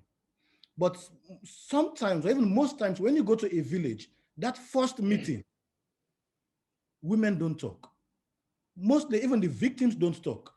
You have people who are always like, they are the leaders in community. They always lead in this conversation. So what we do, when we start consultations, we involve 2 women and 1 man. And the reason is we talk to the facilitators to pay attention to the women, because instead of discussing during the meeting, they will talk to each other, and then you encourage them to speak out.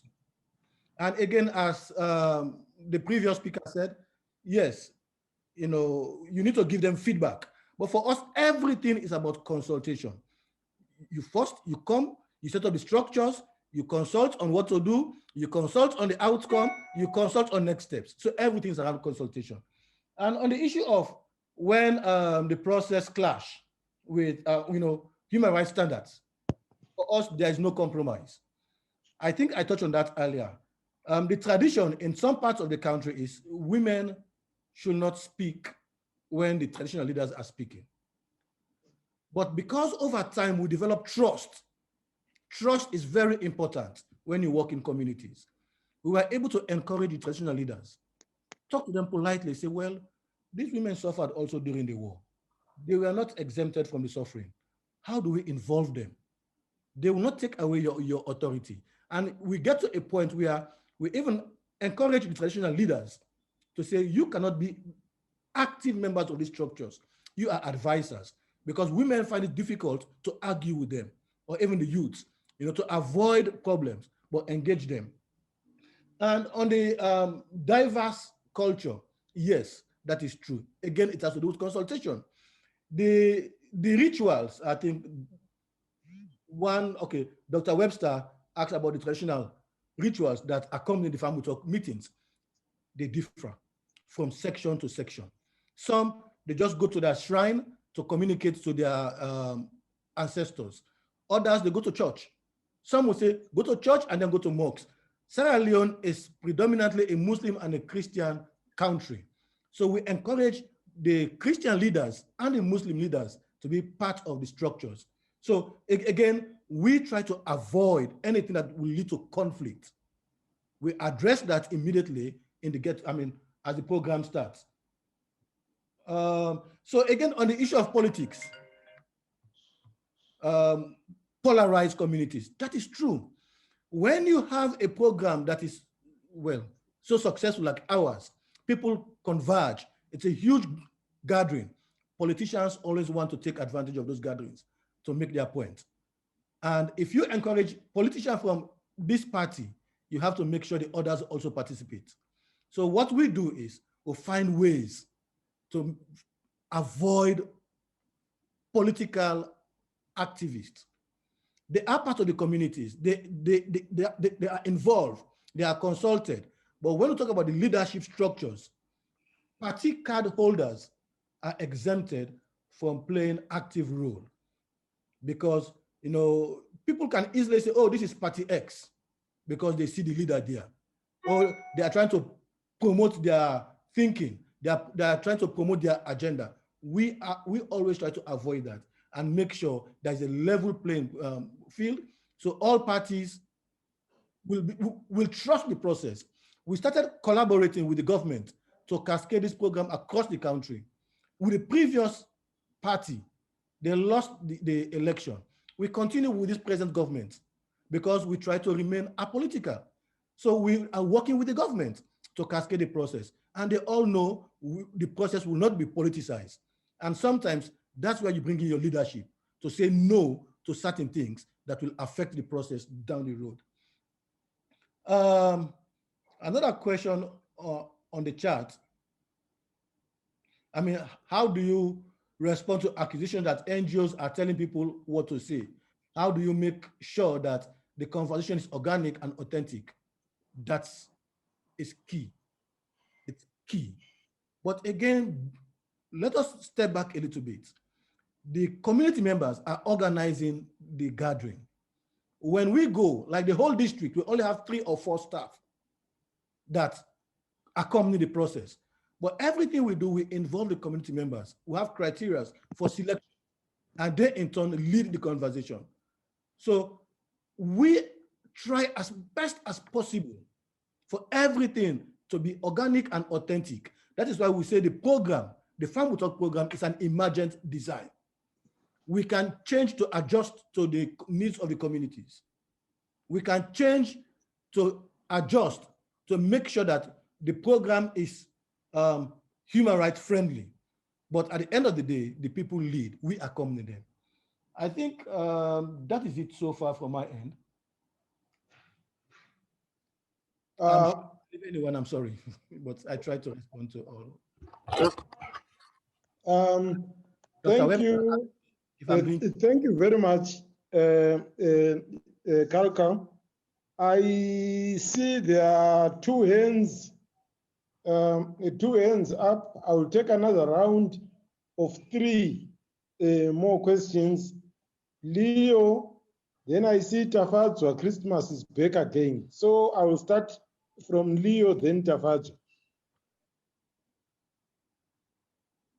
Leo, you can go ahead. No, sorry, I forgot to lower my hand. I don't have a follow-up question. Let me just lower my hand. Okay. Leo. Thank you very much, Chair. Thank you very much. I know you are from Sierra Leone, and it was one of the challenges that you faced when you were trying to, to work around issues to do with peace building.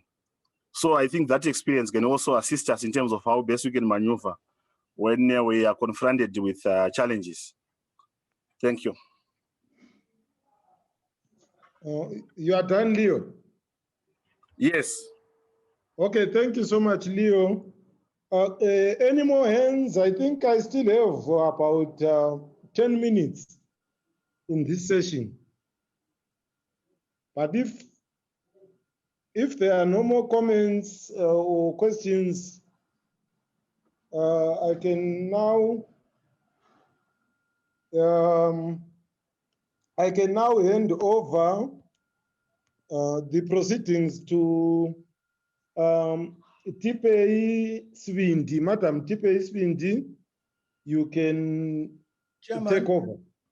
Chairman, I think I would like to just use the next 5 minutes to just share some of the stories we have. Okay, go ahead, Caulker. Yeah. You see, when you are working with communities, it's really important to identify people who are regular meeting goers. When you go to a community, there are certain people who always attend meetings, and there are others who have never attended meetings. We look for those people. I will try to mix both those who are regular meeting goers and those who are not regular meetings goers. I'll give another example. If you go to a community, you see a group of women walk into the stream like half a kilometer, you will feel so sorry for them. And you think, okay, no, these people, they are so sorry. Let me come and build a borehole for them in the middle of this town. Without realizing that you've just added a burden on these women. So if you don't consult with these women, why do you walk half a kilometer to go fetch water? What's the advantage of doing that? And what can we do to help you?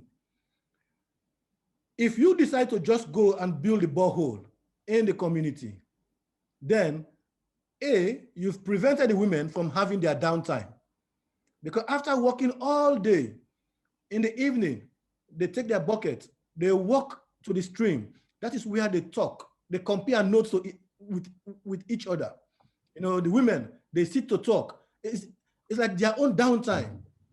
But if you decide to take that away in the name of helping them, then you just added their work. So then they will be working almost 24 hours. There'll be no time in between to go rest. So that's another reason why it's important to consult.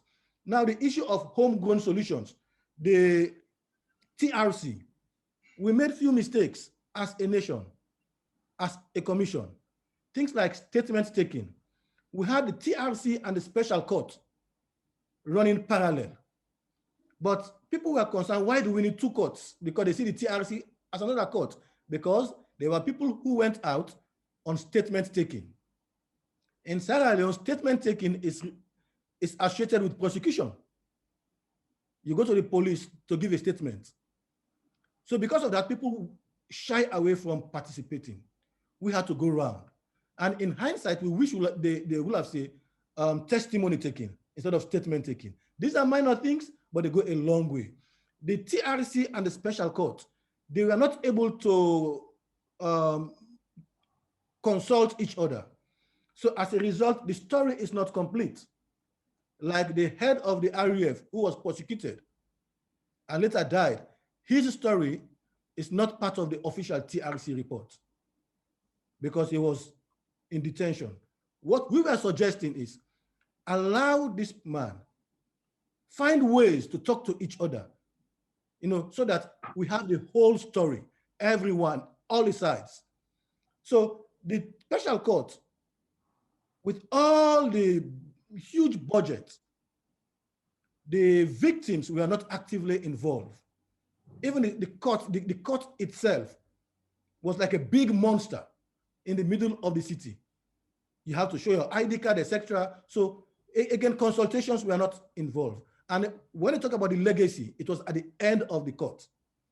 One thing we should always bear in mind is legacy should be upfront. Don't talk about the legacy at the end of the project. Consider what you want to be your legacy from the get-go. So the special court, there is no victim fund associated with the court. So 500 million just prosecution. And we were able to get, well, the whole special fund for war victims spent less than $8 million. So again, whose justice? Is it the people's or is it just people coming in from the outside? I think I'm saying this because it's important as leaders, as community peace champions, for you to help influence processes positively, consult, and engage. UNDP are active players in the peace process everywhere. Engage the leadership of UNDP. Engage the leadership of your local counties. What we are doing presently is we are trying to set up inclusive structures across the country so that people feel plugged in into the national development and they feel responsible for their own peace. Thank you very much. And I hope one day we'll have time in person to talk more. Maybe we will invite you to Sierra Leone as part of your experience sharing or as part of an exchange program. I was in Zimbabwe at the start of the TRC. I went there for 2 months to study part of, how you came about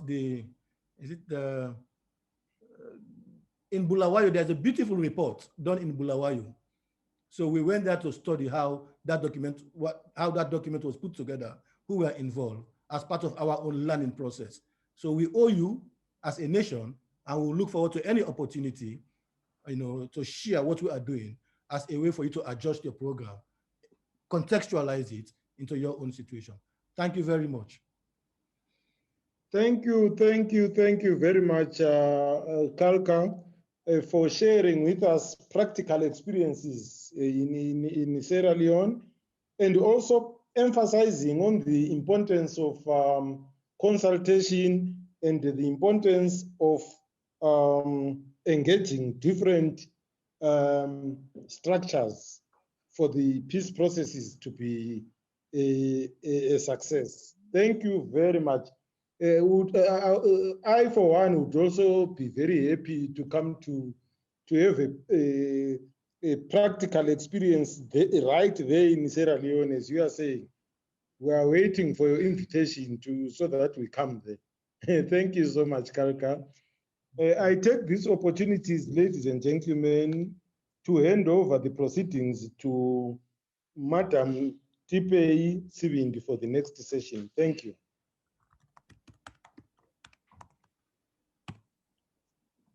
Thank you, Chair. I'm trying to switch on my camera. I think I'm having a bit of a difficulty doing so. Okay, thank you very much, Chair.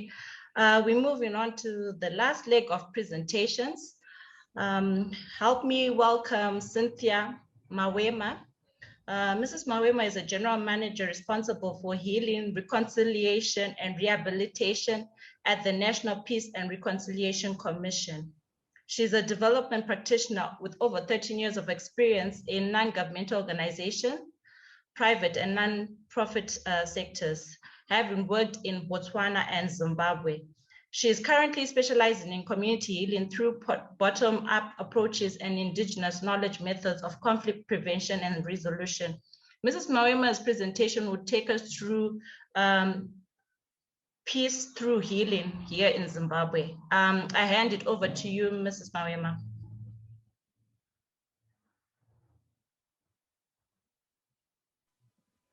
Mrs. Mawema, are you with us? Thank you very much. Good morning, everyone. Or is it afternoon now?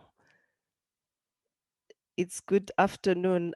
Just Tipe, I'm testing the mic. Are you able to hear me before I switch on my video? Yes, we can hear you loud and clear. All right. I'd like to screen share now.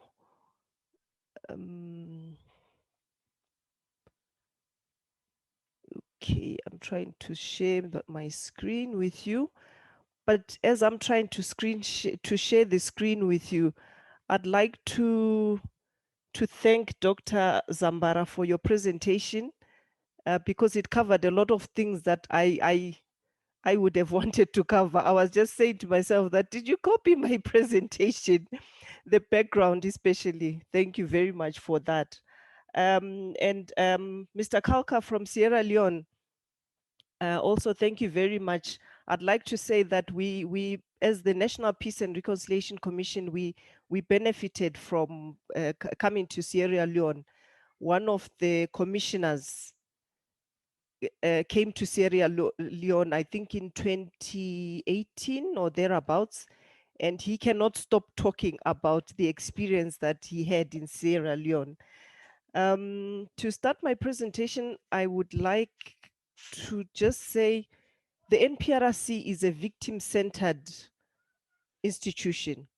A lot of people were talking about victim-centeredness. We speak to the victim to find out what they want in terms of justice. I'll give you just a quick example of in Matabeleland North in Cholocho, there was a grandmother who was a victim of Kukuraundi. And when she was asked, Gogo, what would you like? What is justice to you? And she said, I just want my goats, because she said the soldiers took away her goats. So just to say that sometimes we want to be prescriptive about what we should do for victims, but victims sometimes are very clear about what they want to be done in terms of justice for them. Tipe, I'm not able to share screen. Okay, here we go. There we are.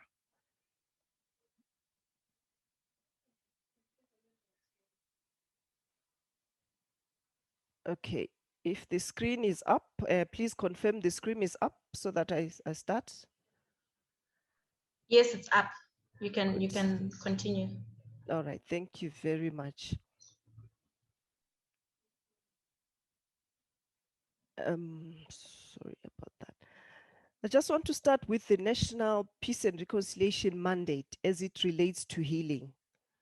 And just to say that the National Peace and Reconciliation Commission, sorry Tipe, my screen is acting funny here. Just give me a minute, please. It's okay. There we go on my side. All right. The National Peace and Reconciliation Commission is a constitutional body established in terms of Section 251 of the Constitution of Zimbabwe, Amendment number 20, Act of 2013. The function of the NPRC is set out in Section 233 and 252 of the Constitution, as well as in Section 3, Part 2 of the National Peace and Reconciliation Act, Chapter 10, Section 32, are aimed at promoting unity, tolerance, peaceful resolution of conflicts, national healing, and reconciliation.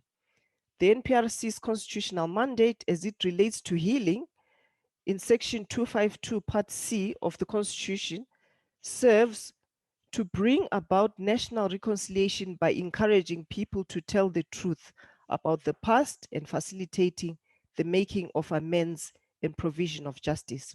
I just thought I would share that with you. There are 10 functions of the commission, but I'm not going to go through all of them because we want to concentrate on the healing part of the mandate of the NPRC. Then I just wanted to talk a little bit about the programs that the NPRC has undertaken so that we understand the context around which this presentation has been coined. Some of the programs that have been undertaken, and I will talk about the gaps and opportunities for collaboration as well. Some of the programs that have been undertaken are, we undertook a conflict mapping and analysis. This was done to understand what conflicts are like in Zimbabwe. Dr. Zambara talked about, he said conflict analysis, he said which leads to solution analysis. So the whole idea was to go around Zimbabwe and find out from all provinces, it was an outreach program, to find out from people about what's the past hurts have been in each province, because each province is unique. We take it for granted that we understand what people have gone through, but until you speak to them, that's when you realize we really don't understand what people have gone through. And sometimes we concentrate on, I don't mean to pick particular epochs, but we concentrate on maybe political violence that happened to people, the hurts that happened around political violence. We also concentrate sometimes on Guguraundi, for example. And when you speak to someone in Mashonaland East about the hurts that have gone through in their community, they are so centered on what happened in their community that when you then say, are you aware of Guguraundi? They say, yes, I'm aware, but you are not listening to what I went through. So what we discovered was that as part of conflict analysis and prevention and community healing, we really need to be sensitive to the fact that different provinces went through different hurts. So conflict mapping and analysis was conducted for that reason. And then we've undertaken community healing programs, and this was done in collaboration with partners. I want to say at this stage that the work of peace building is very expansive. The National Peace and Reconciliation Commission at the moment has a peace architecture only up to provincial level. But all of us know that the most of the hurts happened at community level, at village level, in fact. So I'll talk about collaborations later as to why the National Peace and Reconciliation Commission cannot do this work alone, because at district level, we do not have presence. At village level, we do not have presence. So there's an opportunity here for organizations such as the Zimbabwe Human Rights Association, ZimRights, and other organizations to come in and for collaborations so that we reach the hardest to reach people in the communities.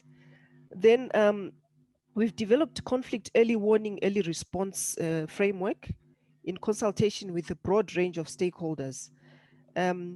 This I won't talk a lot about, but it's basically to say it's expensive. You know, conflict is expensive. War is expensive.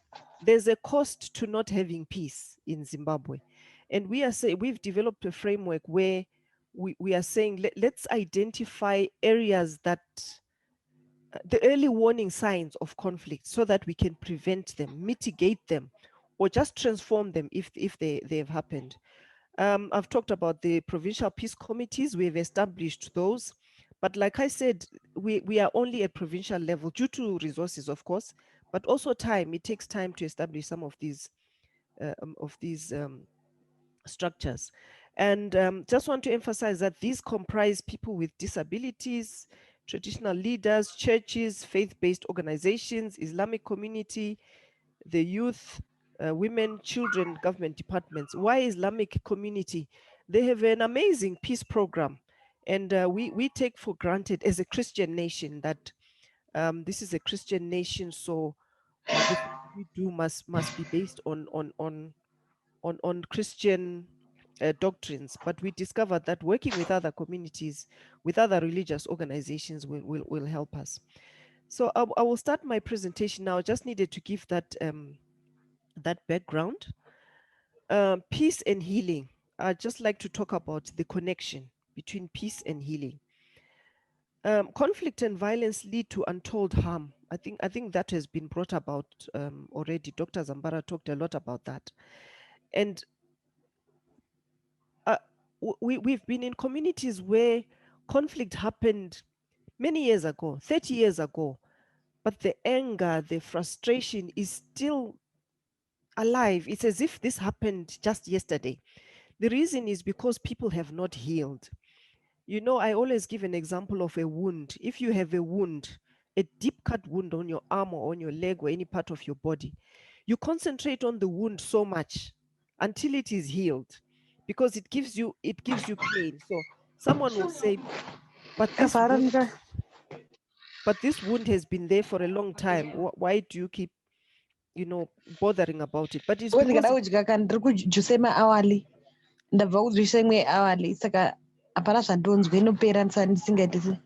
hi. There's conversations in the background. Sorry. Thank you. And so I was saying, you concentrate so much on the wound because really it's festering and it's giving you a lot of pain. In recent years, just to show the connection between peace and healing and health, in recent years, there's been an increased focus on the relationship between peace and health, with the World Health Organization calling for health professionals to engage in efforts to promote peace.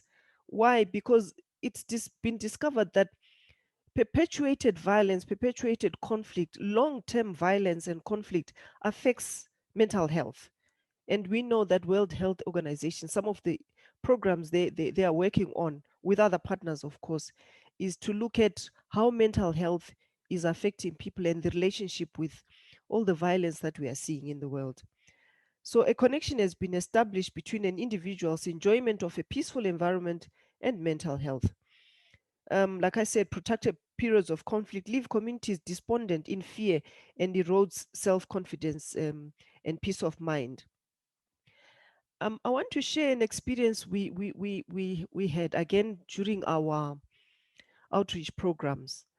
We met some young people in Matabeleland South.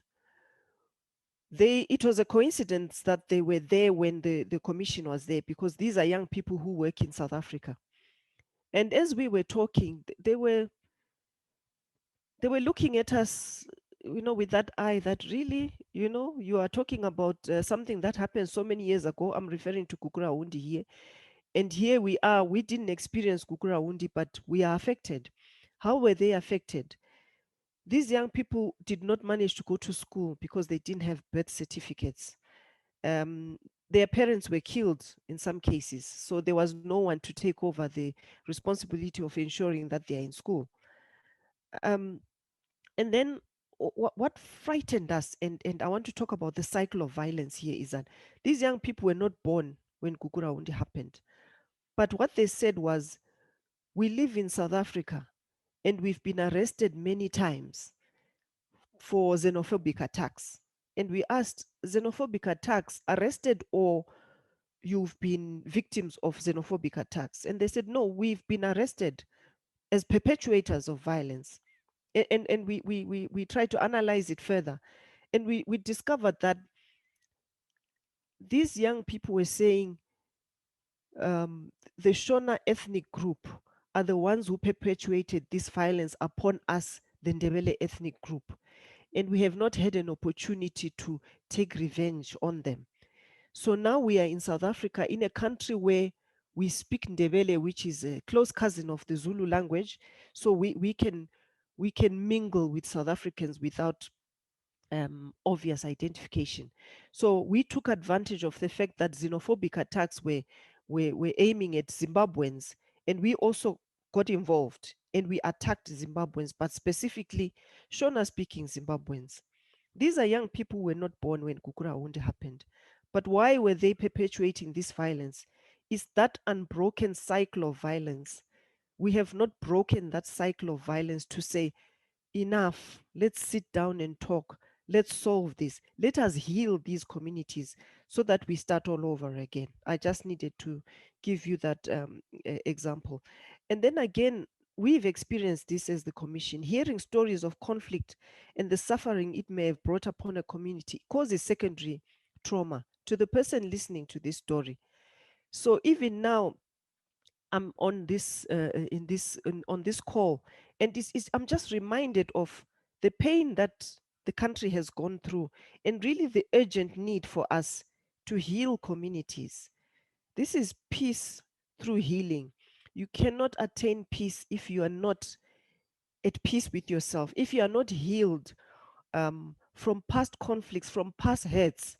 And I'll share a few quotes on the fact that hurt people hurt people. I want to talk about healing and reconciliation and the difference. These are usually used interchangeably in literature, but really healing is associated with the psychosocial processes, the mind, what goes through the mind. When the mind is hurt, the body doesn't function well. But reconciliation is usually, and I say usually because it's not always like that, is usually associated with political processes, especially in development assistance. So sometimes it's important for us to unpack healing and reconciliation. Someone can be healed of past hurt, but not want to reconcile with the person that hurt them. We have to recognize that and accept that. But it is our desire, of course, that healed communities can reconcile with those people that hurt them, or amongst themselves as well, because sometimes we think the perpetrator came from outside, but we have heard stories that sometimes within communities, people hurt each other. The combination of healing and reconciliation brings about the desired effect of peaceful and cohesive societies. But the disconnect, on the other hand, greatly undermines peace. So I spoke about the common sayings around conflict and violence. Hurt people hurt people. When you are hurt, you want to hurt the other person because you really want the other person to feel what you felt.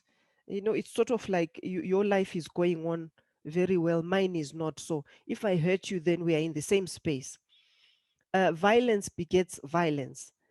I gave the example of the young people who are now perpetrating violence because for them, that violence was, they experience violence, so they want the other ethnic group to feel the violence, that, you know, to also feel the hurt that they felt through that violence. But when do we stop? And again, at this stage, talking again about the usually Shona ethnic and Ndebele ethnic problems. In Masvingo, again, to share an experience, we had a meeting in Masvingo where a young man, obviously not born up, way up after a Gukurahundi time, he looked around the room and we laughed about it, but you know, it got us thinking. He said, look around this room and look at the women here in Masvingo. They are not very beautiful. And the reason they are not very beautiful is because the beautiful women in our communities were captured by the Ndebele. So we are left with these women that are not beautiful. I'm married in Masvingo, by the way, and women from Masvingo are beautiful. But this is this young man's view. And we laughed because we thought, oh, this is very funny. But we then analyzed it that this is a young person who told him about what happened way back during Chaka's time. So it means the stories have been told one generation after another. This young man needs closure as well. He needs to understand why the beautiful women were captured, why the cattle were taken. So where do we start and where do we stop? And then another quote is, those who live by the sword die by the sword. Again, unfortunately, if we say violence occurred, so we use violence to take revenge upon the person who hurt us, when does it stop? It goes on and on and on. And then what do these mean? If we look at in our schools, there's quite a lot of bullying. You know, I don't think there's actually enough literature on bullying in schools. But what causes it? Well, teachers, when a bully is reported, teachers do they ask the child or they call the parents. And what teachers have said in studies, and sometimes we've talked to teachers as well, they say usually bullies come from homes where there has been violence. Violence, whether it's gender-based violence or just siblings not getting on well, or from communities where there is violence. Children who grow up in violent communities, not always, by the way, we have cases of children who've grown up in violent communities but came out quite well. So it's not always, but in the majority, we've seen that children who grow up around violence perpetuate violence. And the worst crime, I always say the worst crime that can happen to a woman is rape.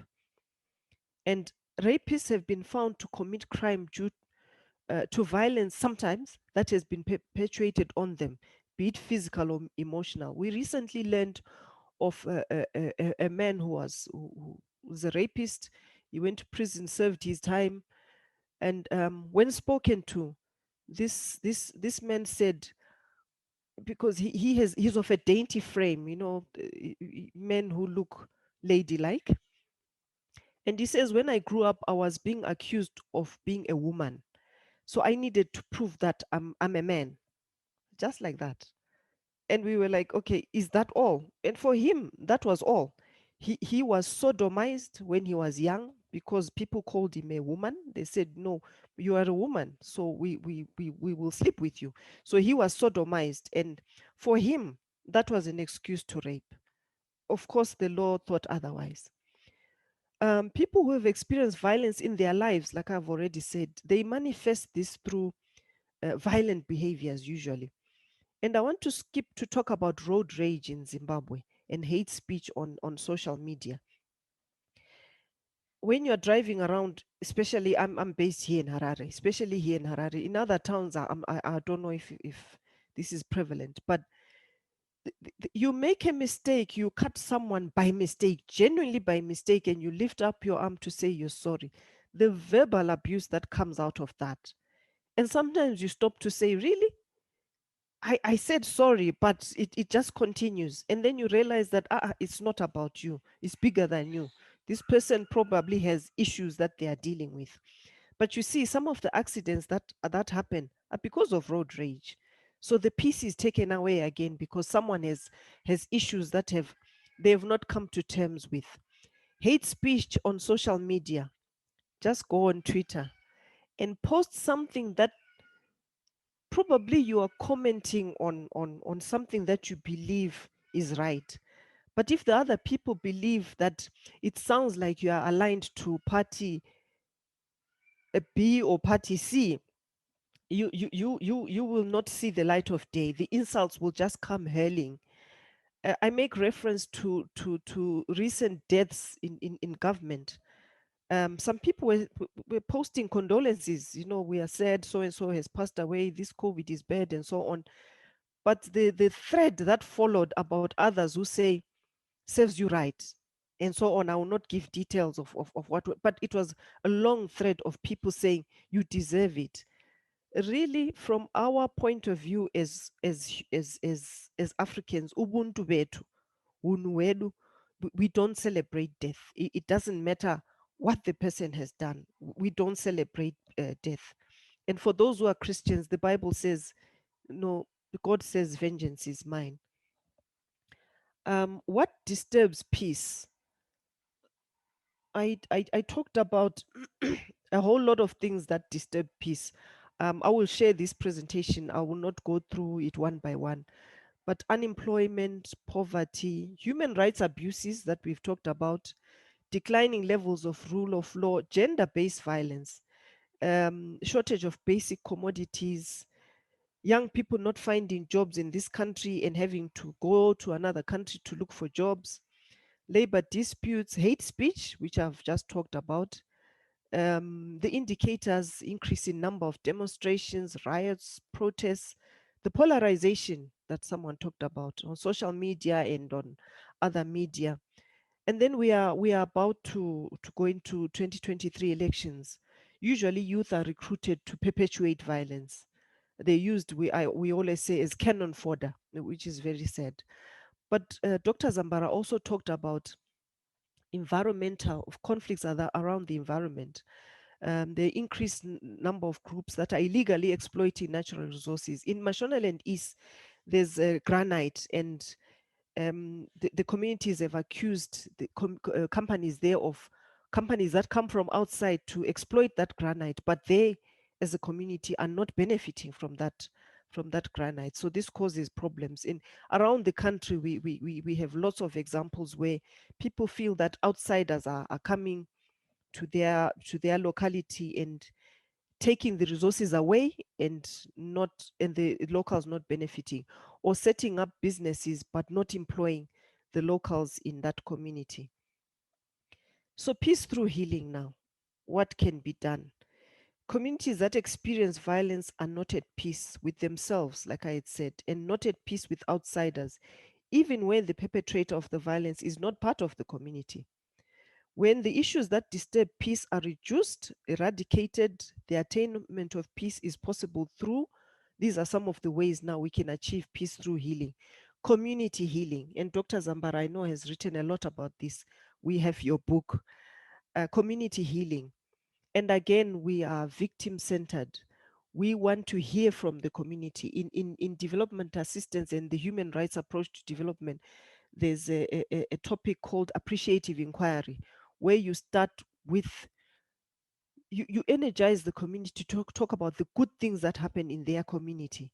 And then you work backwards to say, what are some of the things that are not working well in this community and what can be done about it? You'll be surprised that communities are very clear about what they want done in their communities. What else can be done? Dialogue. Dialogue is very important. Talking. There's a saying in our, I think you heard from my profile that I worked in Botswana, so I speak Setswana. There's a saying, I'll translate it into English. It says the medicine to a problem is talking. Molemo wa kgang ke go bua. That's what it says in Setswana. The medicine to any conflict is talking. And we've seen it even in families. You know, you fight with your partner, you fight with your children. But when you talk and talk, you eventually get to a point where you might not agree, but at least you agree to disagree. Another way we can achieve peace through healing is through truth-telling and truth-seeking. I'll talk a little bit about that later. There's a program that we are undertaking as a commission. And then the results of peace through healing, social cohesion and all its tenets, increased community programs. When people are at peace, their minds open up. Like I said, conflict affects mental health. People open up and they're able to do programs, think of positive things that can assist them as a community. There's a decrease in social ills, again, because social ill sometimes is root cause of conflict, current or previous, and there are improved livelihoods. And as the vision of the NPRC goes, we then have a peaceful Zimbabwe for all generations. How do we attain peace through healing? Community involvement is very important. Community involvement is very important. I talked about us being victim-centered in peace building. Strengthening peace architecture at community level. We've already heard that there are already structures at community level. There are people working on peace building. There's ZimRights working on the human rights side of peace building. Sometimes they are not even structures at village level, but we've heard that in a certain village there's tete ningi, aunties bani, you know, a certain elderly person, that when you have problems and you go to them, they can bring you together, they can reconcile you. So that's a structure that we want to strengthen and not always concentrate on organizations, formal organizations. Then taking advantage of and using indigenous knowledge systems on peace building. what did we do in the past? You know, one of our commissioners always says, you know, we didn't have prisons in the past. We didn't have jails, but crime was there and we solved it. Conflict was there and it was solved. How was it done? It might be important to also go back to say, what did we do as a people to solve conflict, to heal communities? And then also we can provide platforms for dialogue. I'm very passionate about this particular one because I believe that Zimbabweans have not been given a platform to vent. I'm an as a Ndebele speaker. It's called Gubodla, Kudzova in Shona, but I think in Ndebele it's more stronger, you know, Gubodla, belch, to just vent on some of the frustrations that people have gone through because of past conflicts. And we really need a platform where people can speak. This is why people go on Twitter and insult each other, because for them, this is a platform, part of the platform to allow them to vent. So let us provide platforms, formal platforms where people can vent and eventually get to a stage where when you're finished venting, you calm down and we then talk. And in brackets, I said, expect people to initially reject dialogue because people have not had enough opportunities to vent. What lessons can we learn from other countries? I didn't put Sierra Leone here because it was already on the program, but we learned a lot from Sierra Leone. I know the presenter, Caulker, said you learned a lot from Zimbabwe, but we also learned a lot from you. But other cases which I've said for personal reading, the Kenya case, the golden handshake, where the leader, Uhuru Kenyatta, and Raila Odinga came together and said, no, you know what, let's shake hands, let bygones be bygones, let's bring our people together and reconcile. That helped to heal the hurts that were happening in Kenya. But was it just the golden handshake and people said, okay, now we are friends? No, but it was the beginning of saying, what can we do to come back together as a people? We are, after all, Kenyans. Rwanda, I think this is really over-researched, I'm sorry to say, but the social cohesion that exists now in Rwanda it makes for good reading as well, looking at the fact that two tribes were not fighting because there's the one tribe that attacked another. But then Rwanda just made a decision to say, you know what, we are Rwandans, to the point where they said the official language is Kirwanda. We are all going to speak Kirwanda. And no one must say I'm a Tutsi or Hutu. The Colombia example, I put this because the concept note that was shared asked that this presentation also speak about Colombia. And again, I point to people to read this. This was a victim-centered approach to peace building that was used by the leader in Colombia.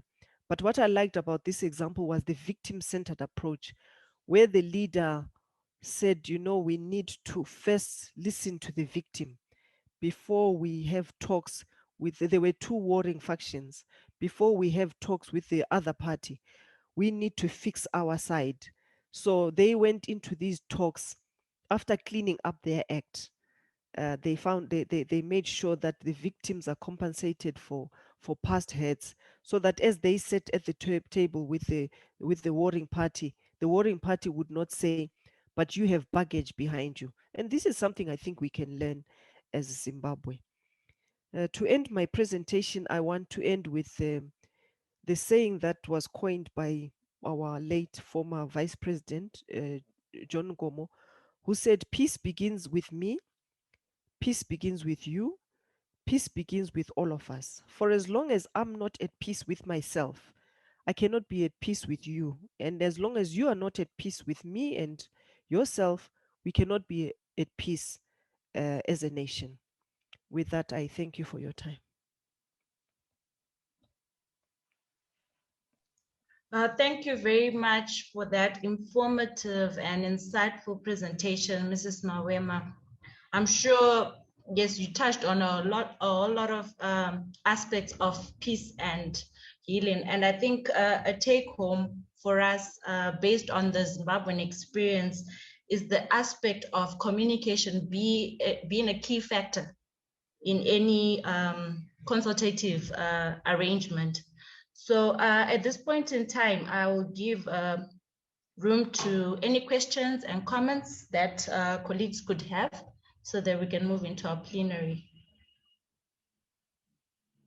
I have the chairperson, the deputy chairperson, Mr. Chivea.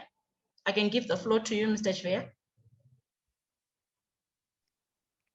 Thank you very much, Tipei, and thank you very much to the recent presentation by NPRC.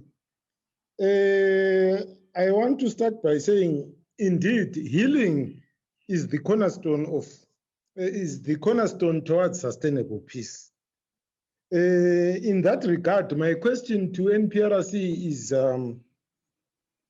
to what extent do they think they are doing work on the ground in terms of achieving healing in the country? Why am I asking this question? Because I have once done some research with some other institutions, and the research has proved that people on the ground know very little about the NPRC. That's the first observation. And the other observation is that the few that know something about NPRC have got a very negative attitude against the NPRC in terms of its composition and in terms of its independence as a commission.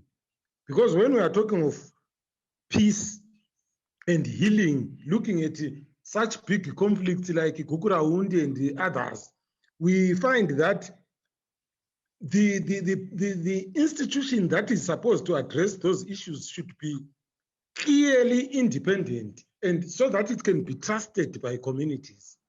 But as with NPRC, I'm sorry to say, it seems there's very little trust about the NPRC and in as whether it can achieve sustainable peace in the country. Then the presenter also spoke about the level of hate that is developed in the country, where she gave an example of the recent deaths of top officials through COVID-19, where certain people in social media and other spheres were heard somehow celebrating those deaths. To me, my question to her is that, don't you think that those are signs that there is a lot of frustrations in people, which make people to forget about Ubuntu that she was talking about? Because when people are frustrated, they tend to vent their anger in any direction.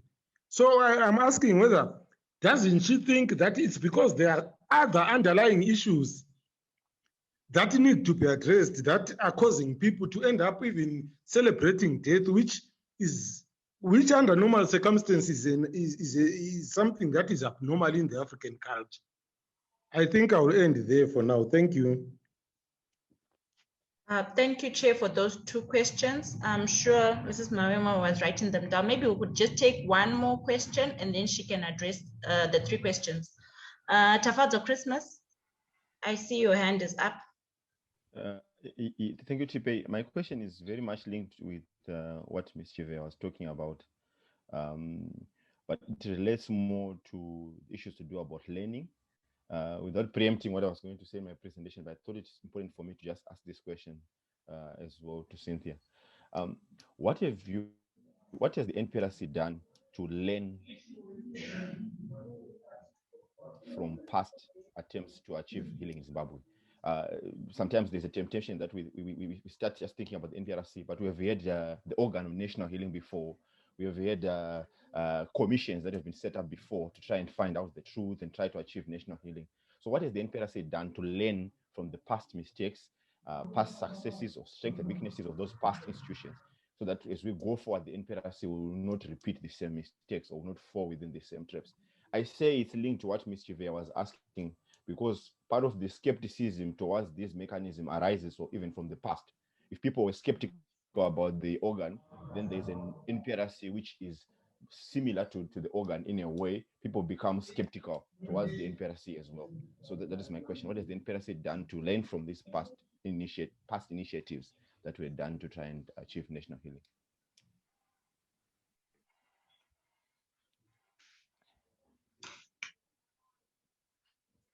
Thank you for that, Tafadzwa. Mrs. Mawema, maybe you could just address those 3 questions and then. Yes, sure. I will start with question 2. There's a reason for that. The level of hate. I think I alluded to that, maybe it didn't come out clearly in the presentation, that yes, these are signs that people are hurt. And I think I want to refer back to the quotes. I said, hurt people. People are hurt. People are in pain and they have not had an opportunity to vent. So any chance to vent, whether through road rage, whether through social media, they will vent, and you can't stop them because that's their way of releasing that anger. So I quite agree with you that it's a sign of a problem. But I also want to say, this is why I was saying, when we understand what the issues are, what the problems are, it can help us, it can guide us in how do we heal people. So for example, the hate speech, we can then come together and say, how do we stop hate speech? Or do we stop hate speech? Or do we allow it to go on for a while until people calm down? We need as partners to come together to say, how do we allow people to speak? And I did also talk about the medicine of conflict, of problems, is talking. And I'll throw this question to you, sir, to say, do you believe we have, as a people, enough platforms to talk, just to talk as a people? I listen to radio and it's the same thing. But do we have a platform where someone will listen? Because that's the other thing. We can talk. We are talking to each other now.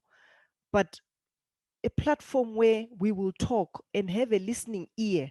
And that listening ear must be a person or an institution that can do something about what we are venting about.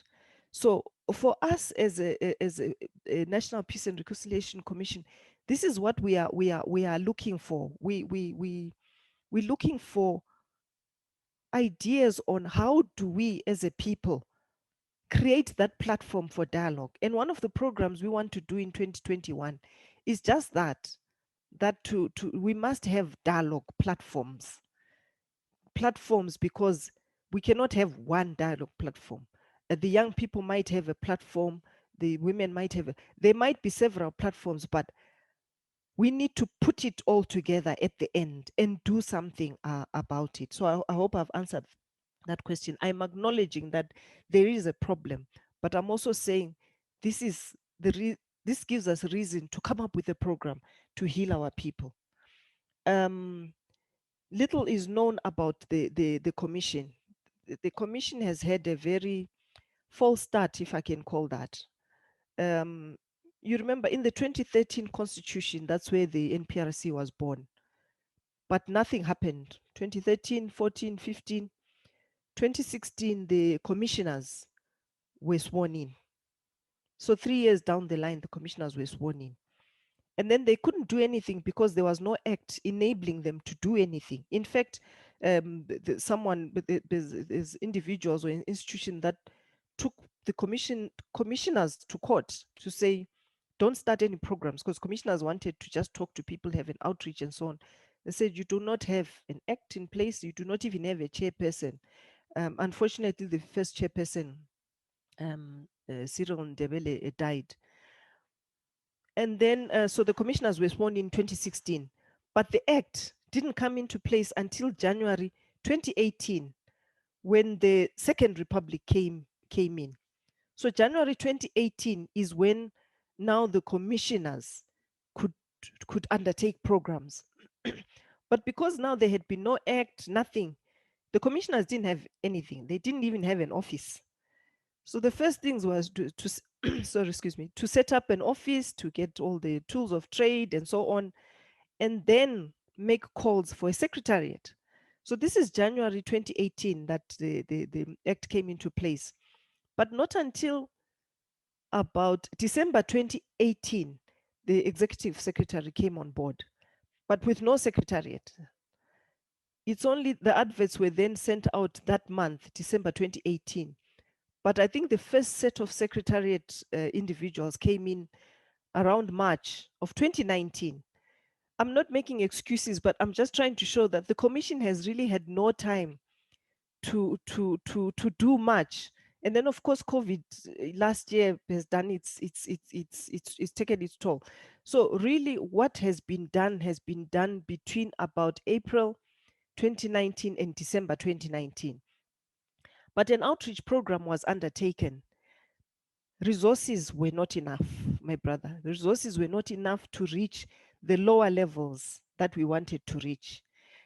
We needed to have radio programs, community radio programs, road shows, so that people can know about and understand about the commission. But they really were not enough resources to do that. And our wish, and thank you, UNDP is on call because they are part of our partners. The resources have not been enough, but they've assisted. They've assisted us to have programs that will help in awareness raising. And then Kukuraundi, the negative perceptions, the independence. These, my brother, have to do with trust. We haven't had enough time to instill trust in the people of Zimbabwe. People have, if I use Kukuraundi as an example, because you used it, Kukuraundi happened in the mid-80s, but people were not allowed, do you remember, people were not allowed to talk about Kukuraundi. It was actually a crime to talk about Kukuraundi. You couldn't go to a police station and report that you've been raped by the 5th Brigade. You just couldn't do it. When were people able to start talking about Kukuraundi? It's around 2018. But people were afraid to speak.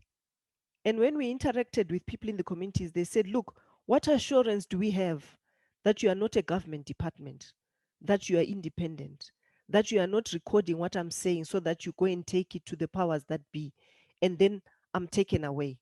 Women especially would not talk. The Sierra Leone experience, we experienced that. Women would not talk. Or where they talked, we had a program called Women Safe Spaces in some provinces. Women would stand up and say, oh, this is what happened to my husband and my children and my neighbor, but they would not talk about what happened to them. So people are still not sure if they are free to talk. And the program we want to have on public hearings this year, we're hoping that now that space has opened up a little bit, I hope, with the lockdown, we'll be able to start hearings. They were supposed to start in 2020, but we are hoping that this year we start, where we will start piecemeal. If we start with one pilot province and people see that it is possible for you to speak and not have anything happen to you, we are hoping that that will start to create trust. But the other way of creating trust is through you, civil society and other partners. The community trusts you because you've been there before the NPRC was there. So if we work together and if we have the same goal of uniting people and healing people, and if we appear in the community in Muzarabani with you, ZimRights, people will trust us because they trust you. Again, on the independence, if you go through our act and regulations, it gives us that independence. But again, it's trusting that you believe that we are independent. I'll share afterwards the NPRC Act and the regulations that show our independence. And then the learning, what have we learned? I acknowledge the Sierra Leone learning experience. Commissioners have traveled to different countries where they've tried to learn how those countries handled past conflict. But here in Zimbabwe, we've done a literature review as well to look at what other key stakeholders have undertaken. And we don't claim to do this on our own. We will work with partners on things that have already worked. If I give examples, I'll take too much time, but again, I'll share our annual report, which shows 2018 and 2019. 2020 is still for tabling in Parliament, but I'm happy to say that this year we'll table it on time. Last year we were not able to do that, where you will see that the learning comes through the partners we work with. And I spoke about Provincial Peace Committee members. They comprise people from various organizations who have been in the peace building exercise for many years, and they've tried things and tested things. And they are the ones who tell us that this doesn't work, this works. So for example, when we did the Women Safe Spaces in Matabeleland, we went there with partners, because if we had just rocked up as the National Peace and Reconciliation Commission, nobody was going to come. But the civil society organizations in the provinces, Matabeleland North, Matabeleland South, we went to Midlands as well, we went to Mashonaland East as well. They mobilized the community. Why? Because the community trusted them, and they primed them for who we are and what we were seeking to do. I hope with that I have answered your questions, but just to say, I will share documents that can help answer some of these questions that I wouldn't be able to answer extensively on this call. Thank you very much for that enlightening response, Mrs. Mawema. I think now we can, I don't think I can add anything more to what you've said, but the issue that as stakeholders, I think all presenters have been indicating this issue that as stakeholders, we need to come together and work in synergy in working on peace programs, and hopefully eventually the results will mirror healing within the country. So for now, we're moving to the next leg of our we're moving towards the end of our agenda. I give the floor to Mr. Rio Chamawinya to take us on to the last segment. Thank you. Thank you very much, Tipei. The last presentation is going to come from Mr. Tafadzwa Christmas.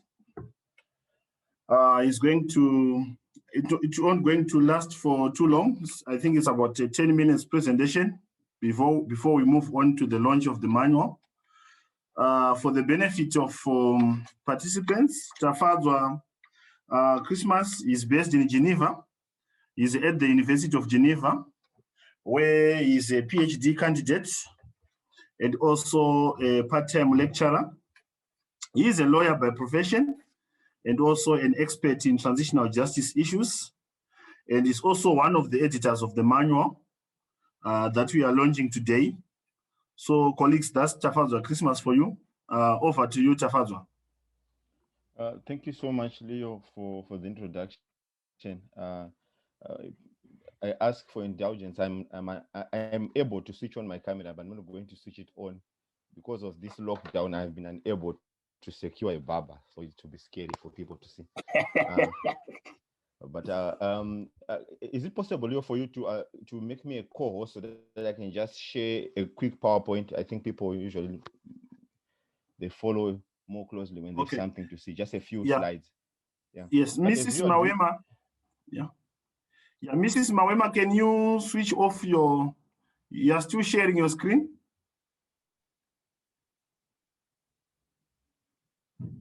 Yeah, I'm sure you can attend to Tafadzwa's request.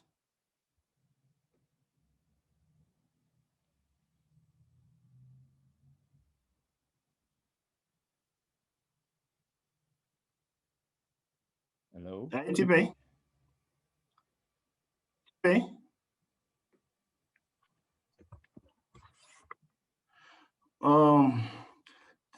Tafadzwa, I'm not a host, so I might face challenges in terms of trying to make you a co-host. Okay, I can start, and maybe if Tipei manages to come back online, she can do that. So basically, thank you. It's unfortunate that I'm making the presentation from Geneva. So it seems as if I'm speaking down to the community as if it's lessons that are coming from Geneva to Zimbabwe. But I can assure you that I've worked in Zimbabwe for all my life, and I'm just here for my studies, and the lessons that I'm trying to glean from the presentations are homegrown lessons that are coming from the presentations that I've just heard. I wanted to start by highlighting something. If the slide was working, I wanted to show that, in my view, we can distinguish between lessons that Zimbabwean civil society as an institution can learn and lessons that we need to learn as Zimbabwean civil society activists. The reason why I make that distinction is because I feel like sometimes when we lump things together, we lose out on some very essential details. So, for instance, I would say, if you are going to start with lessons for Zimbabwean civil society as an institution itself, I would split them into two broad categories, and these would be to do with strategy, and the other one to do with our operations. So, strategically, I would say, we are talking about how we think. We need to change how we think. Dr. Zambara studied very well and explained to us the need for us to have a paradigm shift in terms of our thinking. I was going to show a slide which I took from a picture that I took, which was inspired by Isaiah Berlin's book, which is called The Fox and the Hedgehog. So what he says is the fox knows many things, but the hedgehog knows only one big thing. The argument behind that is that sometimes we work as foxes, as hedgehogs, where we know only one big thing.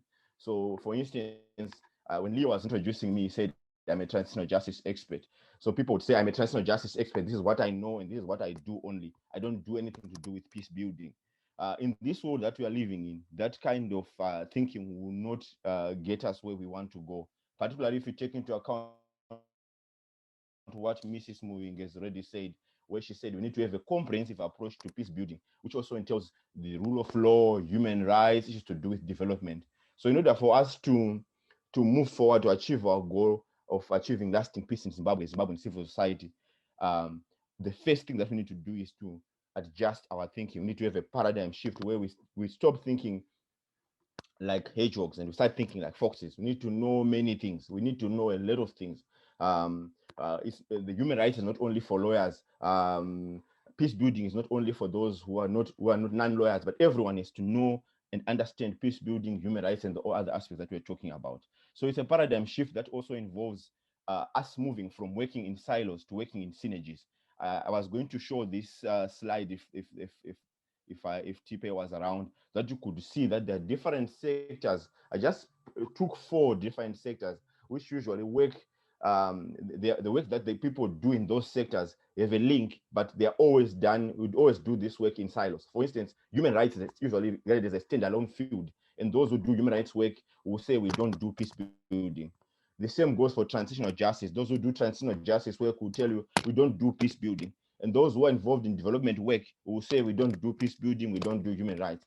But if you look at all these 4 fields, I just took 4 fields which are closely linked, you'll see that there are synergies that can be constructed between those 4 different fields: human rights, transitional justice, development, and peace building. So exactly like what Dr. Zambara emphasized, there's need for us to get out of and break out of these silos and start working together in synergies. It means creating new partners in Zimbabwe. It means looking for beyond our traditional partners.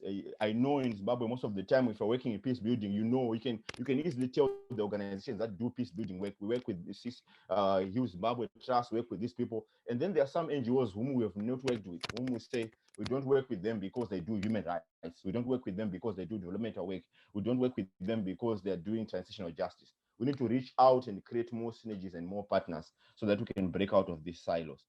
And the other issue that we need to do is, in our thinking, we need to also broaden up our thinking and look at peace building from a very broad approach.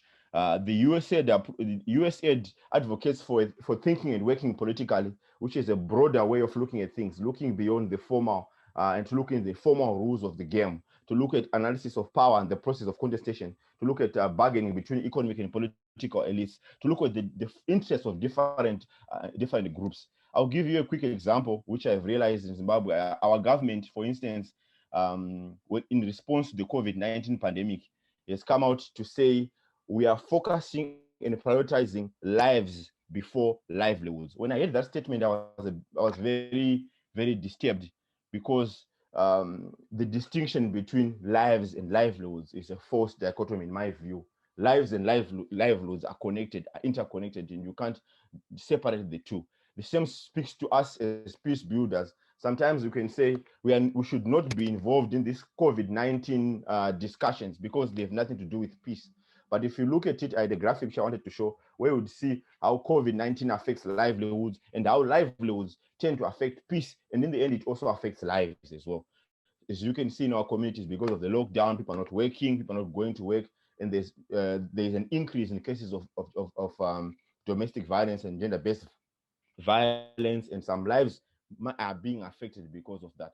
So essentially what I'm trying to say, building on what Dr. Zambara was saying, is that as peace builders, we need to look beyond our usual sphere. We need to look beyond what we're looking at and look at the other issues that we're ignoring that actually are causes for some of the conflicts that we have in our communities. Now turning to lessons that we can learn as activists. The reason why I split the two is because sometimes before we can achieve this global movement as civil society, it requires individual activists to change themselves in terms of how they think and how we do our work. So essentially, as Zimbabwean activists, some of the things that we might need to do is, first of all, to take stock of our knowledge. What do we know? If we realize that there's an information gap, there are some things that we do not know. We need to add to gain more knowledge about those issues. You'll see from the guide, it's a peace building guide, but it also involves a lot of information about the Zimbabwean legal system. It includes information about the Chapter 12 independent commissions. What did they do? What is their mandate? All that information was included because as a peace builder, you should be able to know not only the peace infrastructure in terms of the community infrastructure that is there, but also look at other mechanisms that are there to support and to make sure that there is peace in the communities. So you find that in the guide as well, to ensure that all Zimbabwean activists have adequate knowledge to be able to do their work. In terms of the skills that we need to have as Zimbabwean activists, what we need to do, I think, as I rightly pointed out by John, there's need for us to be able to have the skills for us to be to look into our context. Sometimes we go into our context to look for problems, to say, if you ask you what is the problem in the community, we are very quick to tell people what the conflict is about in the community. But sometimes we are not able to see and look beyond the local problems, to look at local solutions, to look for the homegrown solutions, to say what is the potential, what is there within our communities for us to use that as a way of fostering lasting peace within our communities. So that's part of the skills. I just put a list of skills that we need to have as peace builders. We need to be able to monitor what is going on in the community, to document, to plan, and also to take action. And lastly, to be able to measure and reflect upon our work, to be able to say, if we achieve the objective, what is working and what is not working. All of that, we need to do that as a continuous process. You will find that the guide tries to achieve that. It really tries to equip the peace builder to be able to not only have essential knowledge for them to know how to plan and do the work, but also to have all the skills for them to actually take action in terms of addressing conflict in their particular communities. The last issue I wanted to highlight, maybe as a recap of the presentations, is I wanted to give a quick rundown of the presentations. I've done a quick short summary of those. So as a recap of the main points, Dr. Zambara highlighted that peace is indivisible. It is indivisibly linked with human rights, and we should not work in silos. We should work in synergies rather than silos.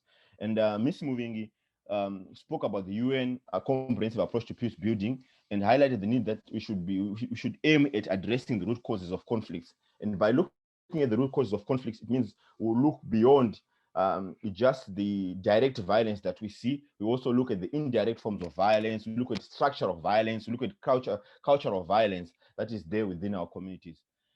She also highlighted the need for us to ensure that peace building work also links to foster the respect for human rights and the rule of law in our communities. And John, when he was speaking, highlighted the need for Zimbabwean civil society to learn from Sierra Leone so that we can come up with our own homegrown solutions to address local problems, and also the need for us to foster local ownership and local relevance of projects by consulting communities and involving them as we co-create projects. And then we had Ms. Mawema. Ms. Mawema highlighted the need for civil society to collaborate with the NPRC. I think that's a legitimate call, because sometimes as civil society, again, we have created our own sector where civil society activists, we want to work alone and say, this is our work. And then we look at the NPRC just for us to be able to critique and highlight some of the weakness of the NPRC. I think it's a legitimate call that is a challenge to us as civil society to collaborate and try to complement the NPRC, try to address some of the challenges that we see in the NPRC. If there are issues to do with reach, issues to do with trust, issues to do with people not trusting the NPRC, it's upon us as civil society as well to take an initiative to try and fill in those gaps, to address those problems. She also highlighted that healing is a prerequisite for lasting peace, which means that sometimes you find that those who talk about transitional justice, like myself, we put a lot of emphasis on dealing with the past conflicts. And those who are dealing with peace building will say we are looking at dealing with conflicts that are there today. We're trying to look at early warning mechanisms to avoid outbreak of violence. We need to bridge the two. We need to link the two. Our work towards addressing the healing of past atrocities has to be linked with our efforts to promote lasting peace as we go forward. My concluding remarks are three. The first one is, as peace builders in Zimbabwe and as activists in Zimbabwe, we need to rethink our business. I put our business in quotes because in most cases, people would say when something has to do with peace building, with something has to do with transitional justice, they'll say it's none of our business. We don't do transitional justice. If it has something to do with development, something to do with human rights, they'll say it's none of our business. So we need to rethink and redefine our business as peace builders. We need to have a broad definition of our business, which includes all these different facets that I've spoken about, which all contribute in terms of creating and fostering lasting peace. And the other point which I wanted to make is we need to rethink our partners as peace builders and as activists. We need to take a look at take stock of our partners, people we've been working with so far, and look at creating more and broader synergies with other sectors, people we've not been working with, people that we have thought are not really in line with our work, but they all contribute to peace. So we should create new synergies by rethinking our partners. And lastly, the last point I wanted to make is we need to learn, unlearn, and relearn. By learning, it means we need to learn from our past, learn from what we have done before, learn from what others have done in other jurisdictions. And by unlearning, it means we need to stop doing some of the things that we have been doing that have not yielded any results. I think there was a cautionary word coming from John about how sometimes as civil society, we go into communities and we superimpose solutions without necessarily consulting the locals and finding out what they need and what really works in their community. So those are some of the things that we need to unlearn. And relearning, sometimes we need to relearn and rediscover some of the things that we did before that really worked and we've forgotten all about them. And from there, we'll be able to move forward towards building sustainable peace in Zimbabwe. I tried to rush quickly into the presentation so I didn't take up much of your time. I think that's what I had to share. Thank you so much for your time.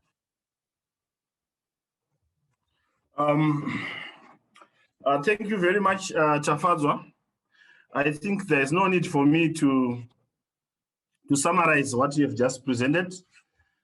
I think you have made your points very clear. And I also liked your analysis in terms of the presentations that came before your presentation. I think you did fairly well. Thank you so much, Tafadzwa. Without wasting much of your time, colleagues, I think it's my opportunity to invite Mr. Bere, our team leader, to take us to the next session. GB, are you there? Okay, I think GB is facing some network. Yes. Leo, you GB? can proceed. Leo, you can proceed. Okay, thank you. Thank you. Colleagues, I think it is my honor and privilege to now invite ZimRights National Chairperson, Mr. Tafadzwa Muvingi, to preside over the launch of our peace building manual. Over to you, sir.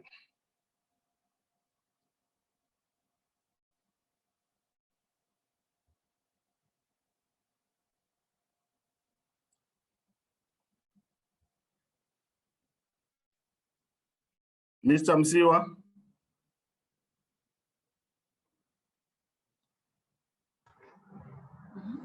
Thank you very much, Leo. And thank you very much, everyone. I would like to thank you all our presenters and ZimRights membership for the insightful discussions that we had today.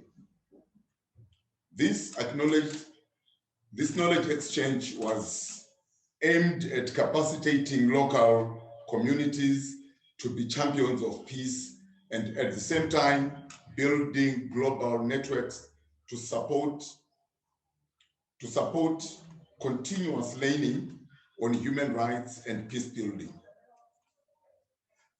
Platforms such as these will go a long way to enable communities to begin the important work of incorporating peace building in their human rights work. Following these deliberations, it is my great honor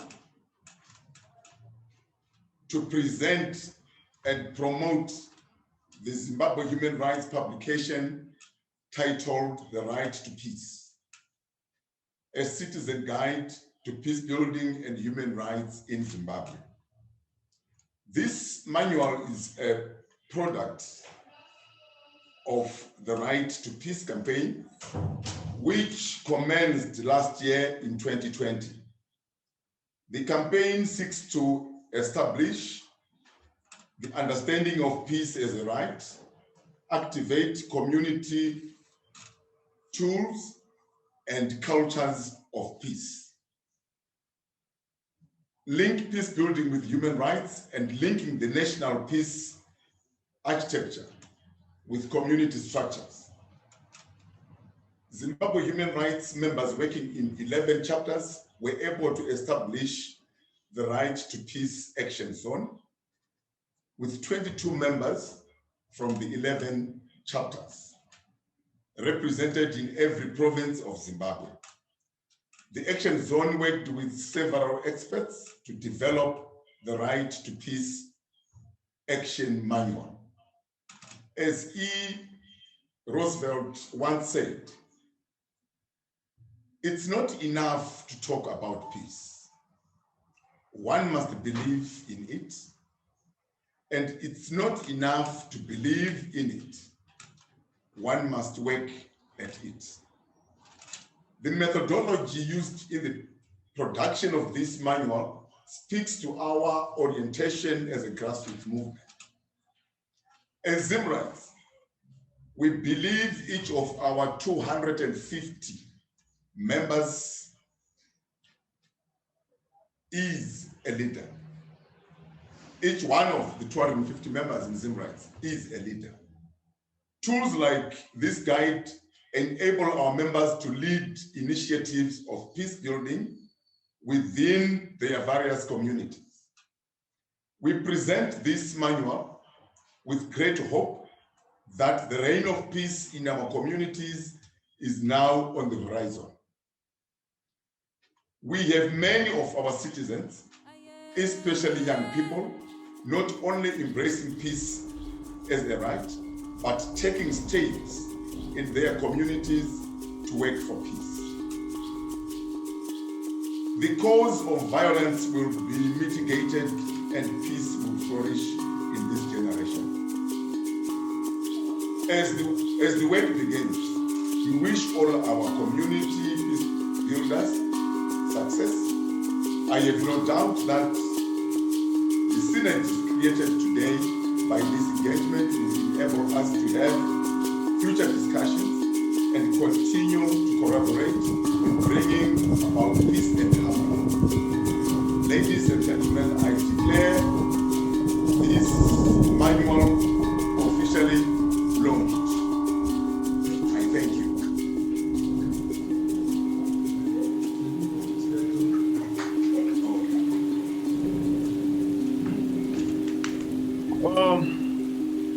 Thank you very much.